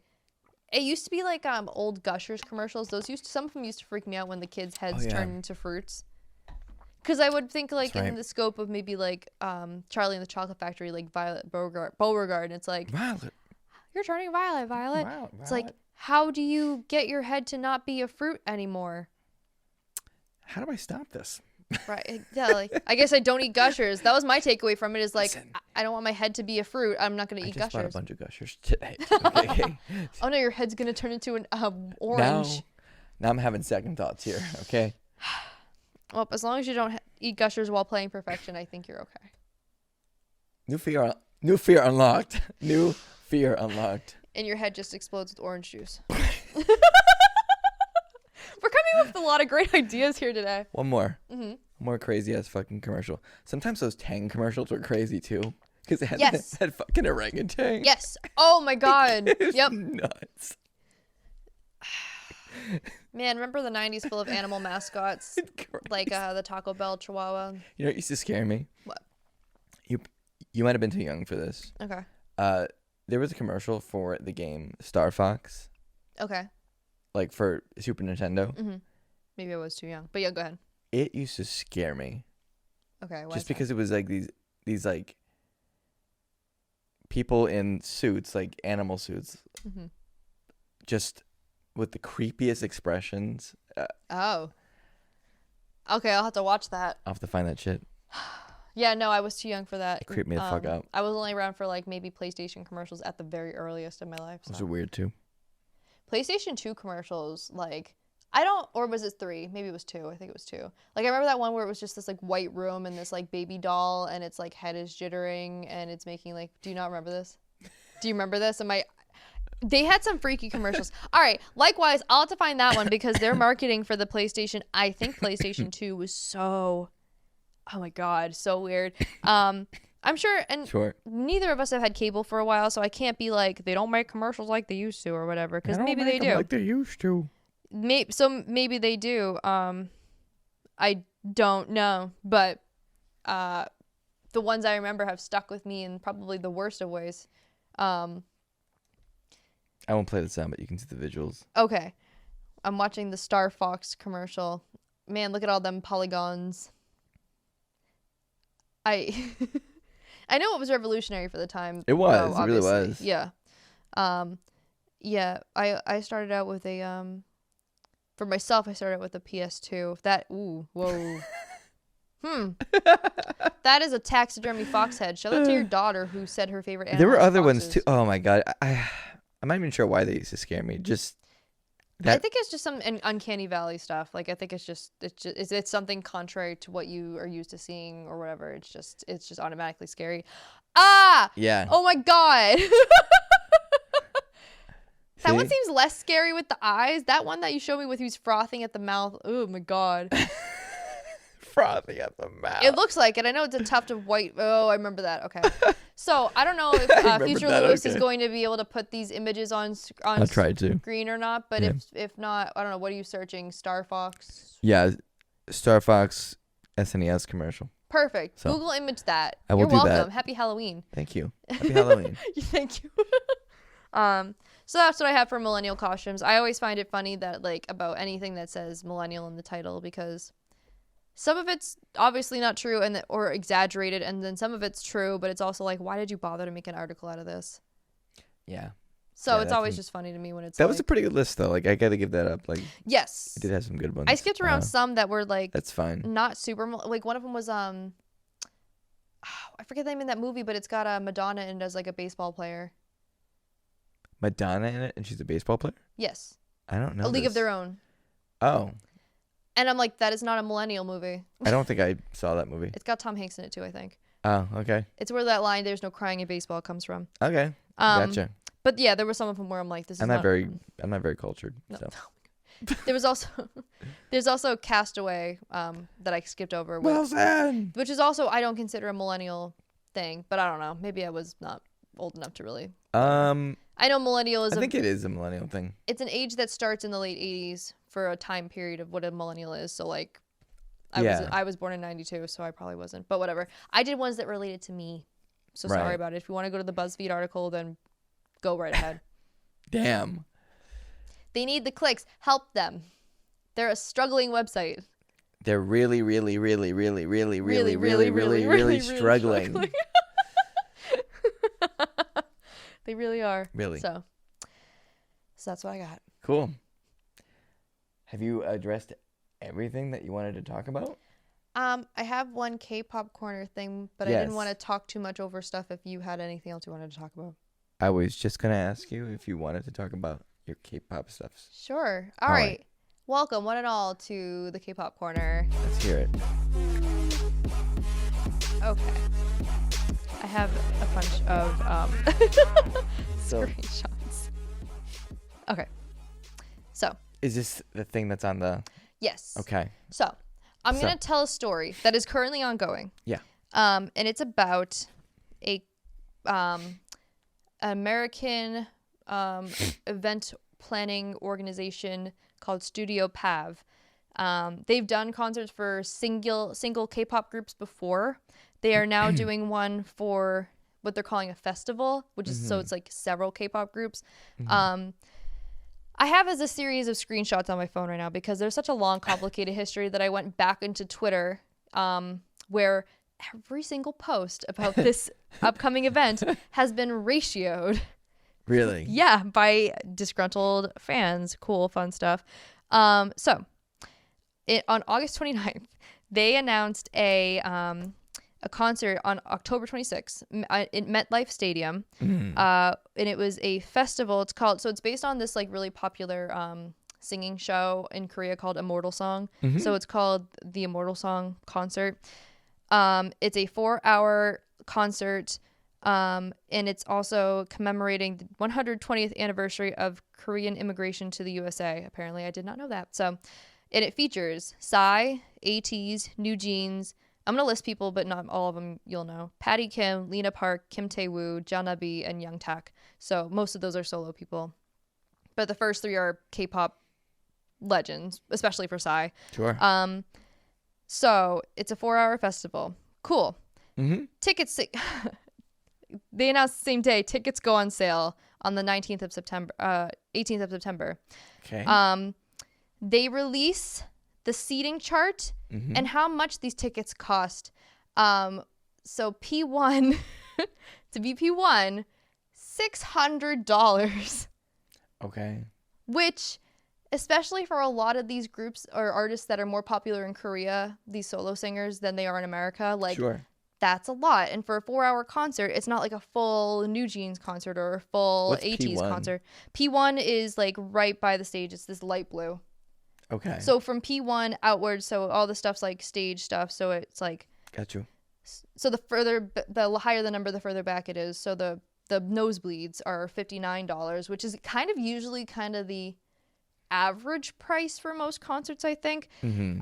And it goes up to intervals of $79, $99, $129, $159, $249, $349, $440, and then P1, which is like right next to the stage, is $600. Naturally, fans were like, I'm not paying all that for like not even my favorite K-pop group to be doing all their songs. Well, but the New Jeans, they could fit every single song into their time slot. Like they really could.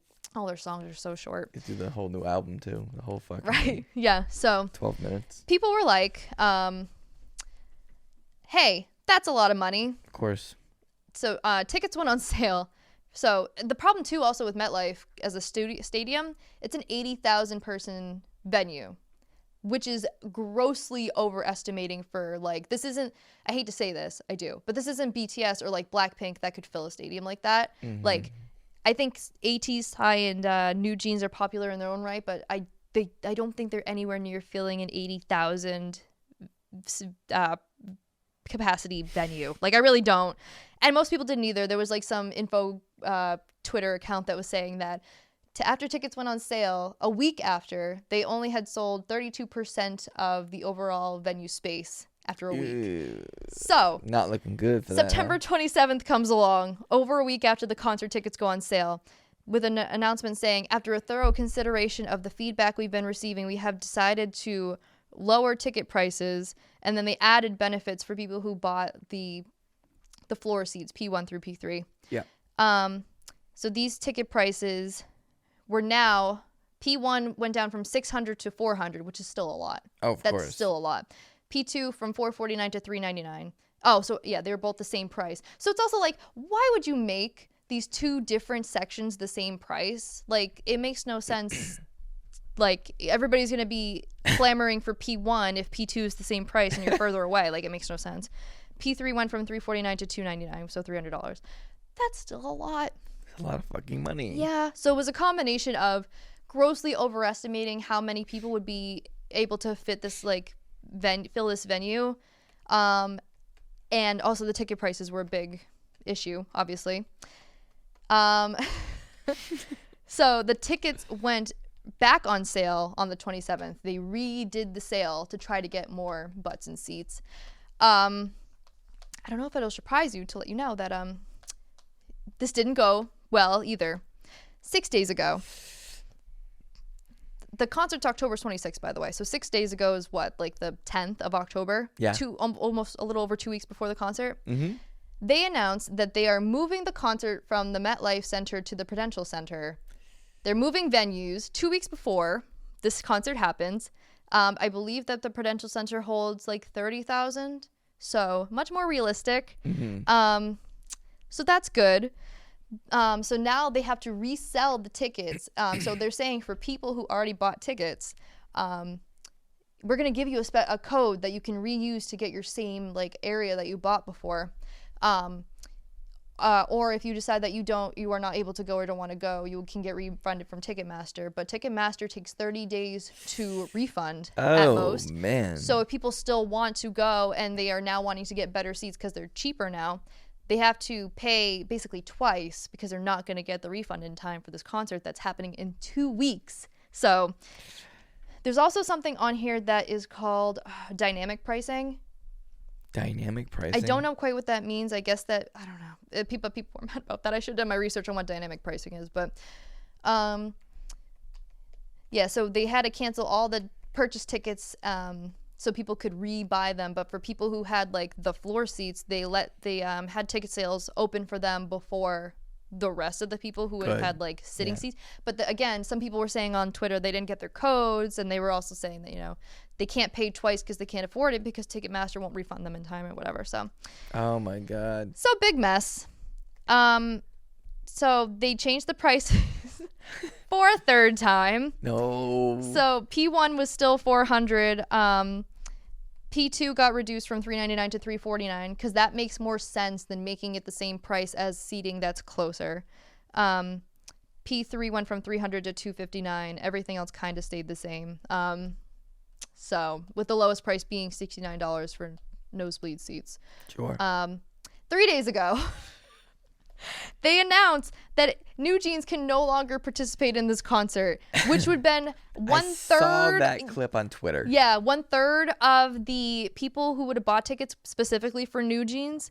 So now they have to wait for Ticketmaster to refund them. That's going to kill the seats, like the purchased seats that have already been purchased, because some people specifically wanted to go to New Jeans. Meanwhile, ATEEZ fans were going around on Twitter saying, like, wait for them to tour in the US, like, so they'll have their own, like, uninterrupted show, and you don't have to sit through these people, these soloists who I'm sure are great, but, like, they don't have an audience in America. They just don't. They're more popular in Korea. They're, like, indie and whatever.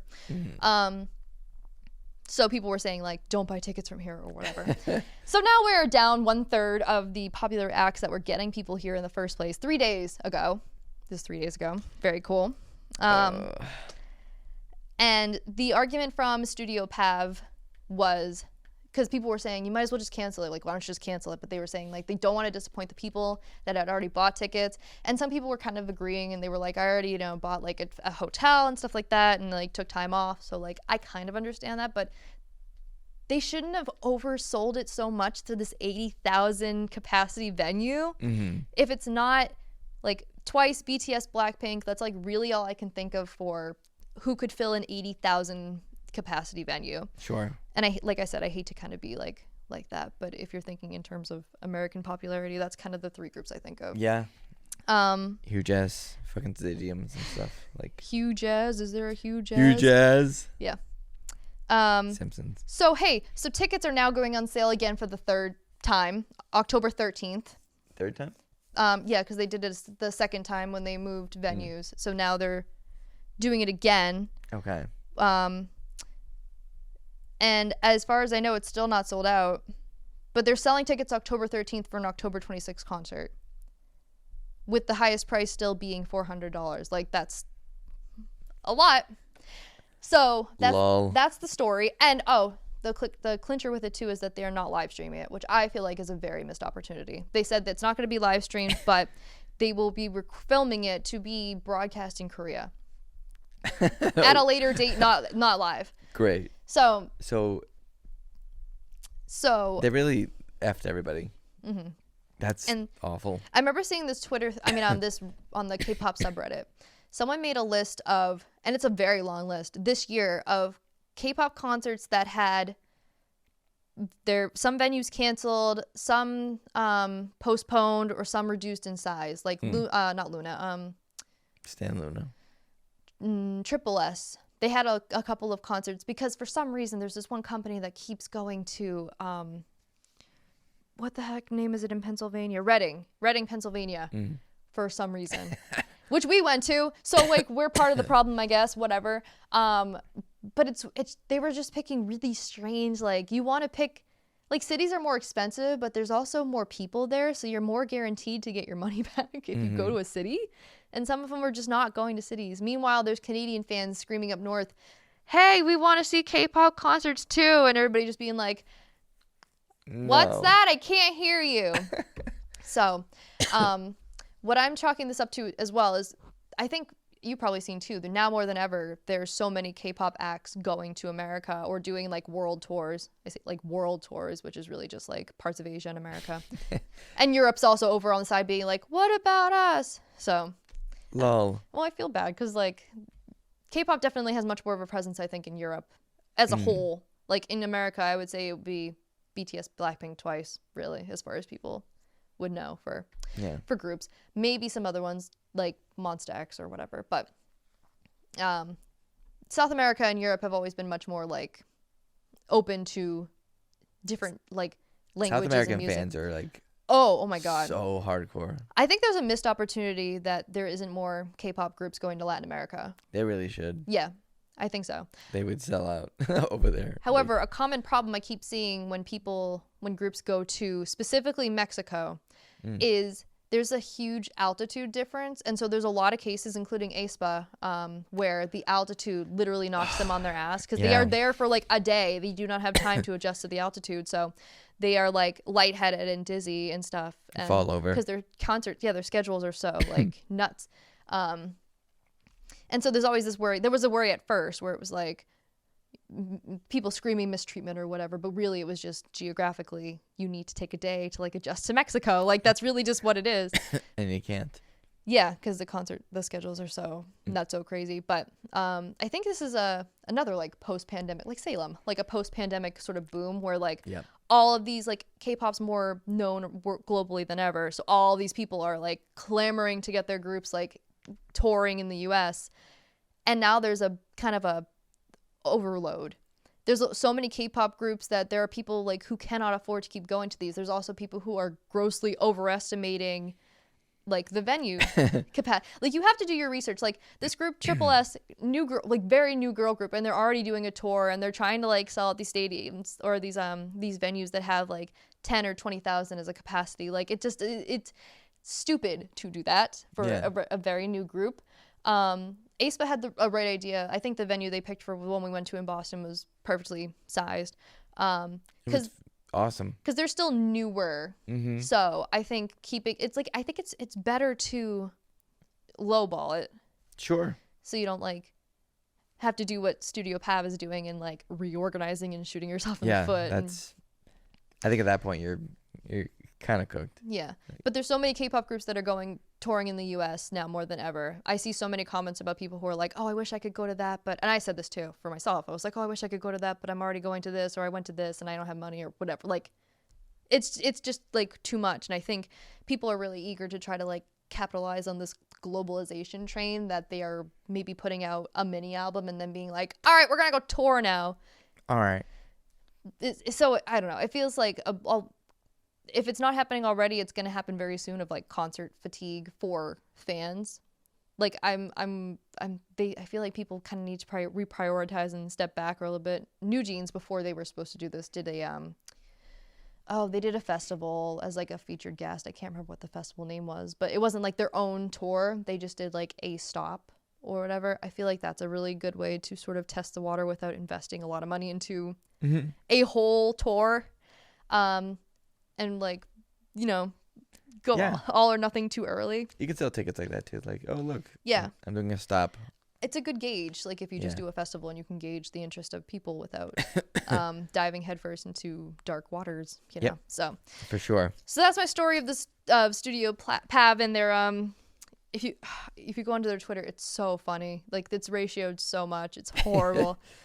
Because especially like $600 is absurd. $400 where it stands currently is still absurd. Asking you to wait 30 to 50 days for a refund. Yeah. So from Ticketmaster. So kudos to any fan who has stuck through. I'm assuming a lot of them are ATEEZ fans. That's kind of where my head's at. And I do feel bad for the New Jeans fans who dropped so much money only for them to not. Because they had like this lineup forever until 3 days ago when this poster came up that said confirmed lineup and New Jeans wasn't on it. It was like, why are we waiting 3 days before the tickets go back on sale again? I guess what's the deal with that? I don't really understand that. It's kind of shady. Yeah, but they have successfully run tours for singular K-pop groups before. I think it's just maybe stick with that. Just for sure. Stick with that. But anyway, that's really all my K-pop news. That's my it's more commentary than anything, and me making fun of this inept booking studio. So that's what I got. Good stuff. I like it because it was interesting, and also like I know we've seen it live. We've seen like the few K-pop shows that we've seen here, and it really does seem like they're picking the right venues in some instances, and then in other instances maybe they're overshooting.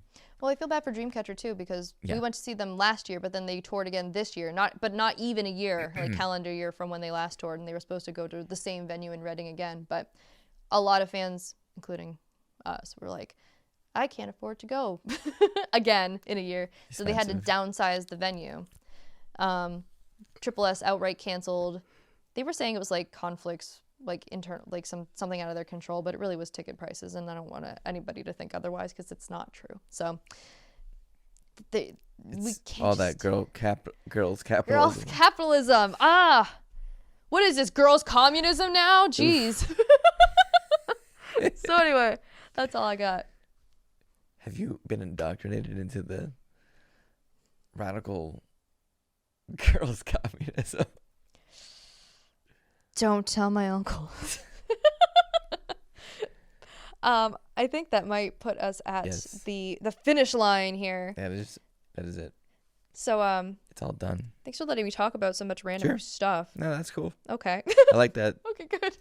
Honestly, this is like very free form. This doesn't ever have to be like set to a schedule or set to like you don't have to do the first thing first. You don't have to do the second thing second. Like you can do whatever you want. And we didn't. Good. So that's great. So if you like this free form discussion, consider subscribing for more free form discussion. Next week, or next episode rather, we will be talking about Halloween stuff, which I'm excited about. I love talking about Halloween. We've done it the last 2 episodes. Ooh. And yeah, we didn't get to that. Yeah. That's okay. That's because fine. you told me that there is another recording in October, which I didn't know about. Time is a valuable thing. I think it's just because October is it feels longer. A bigger month. It's a 5-week month, I think, this year. I think. So, and there's a Friday the 13th. What a wonderful, wacky month this is. That was cool. So anyway, if you like what you heard, please consider liking and subscribe. Like and subscribe. If you liked what you heard. Also consider following us on our socials on LEM'n'TEA Podcast at Twitter and also at TikTok by that name. Or individually at youtube.com/azaratsflame, AZARATHSFLAMEE, and twitter.com/trippydes. I never say X. No, and it's still I think I say that all the fucking time, but I just can't. It's very strange because when I copy links to share, half the time it says twitter.com and half the time it says x.com. It's very strange. It's all broken. It hasn't been fully converted over, and I don't think it ever will. Fully X'd. It's such a stupid name. Cringe. And I'll never call it that, even if really it just stays X forever. I'm going to assume it collapses in on itself before then, but whatever. Totally. But before the collapse, if you want to check out Lewis at twitter.com/UnoLumo or Twitch TV by the same name, consider checking out his stuff. And we appreciate you all for doing any of this or even just watching. We appreciate any of you and any kind of interaction or anything like that. Thank you for helping us grow. Cool.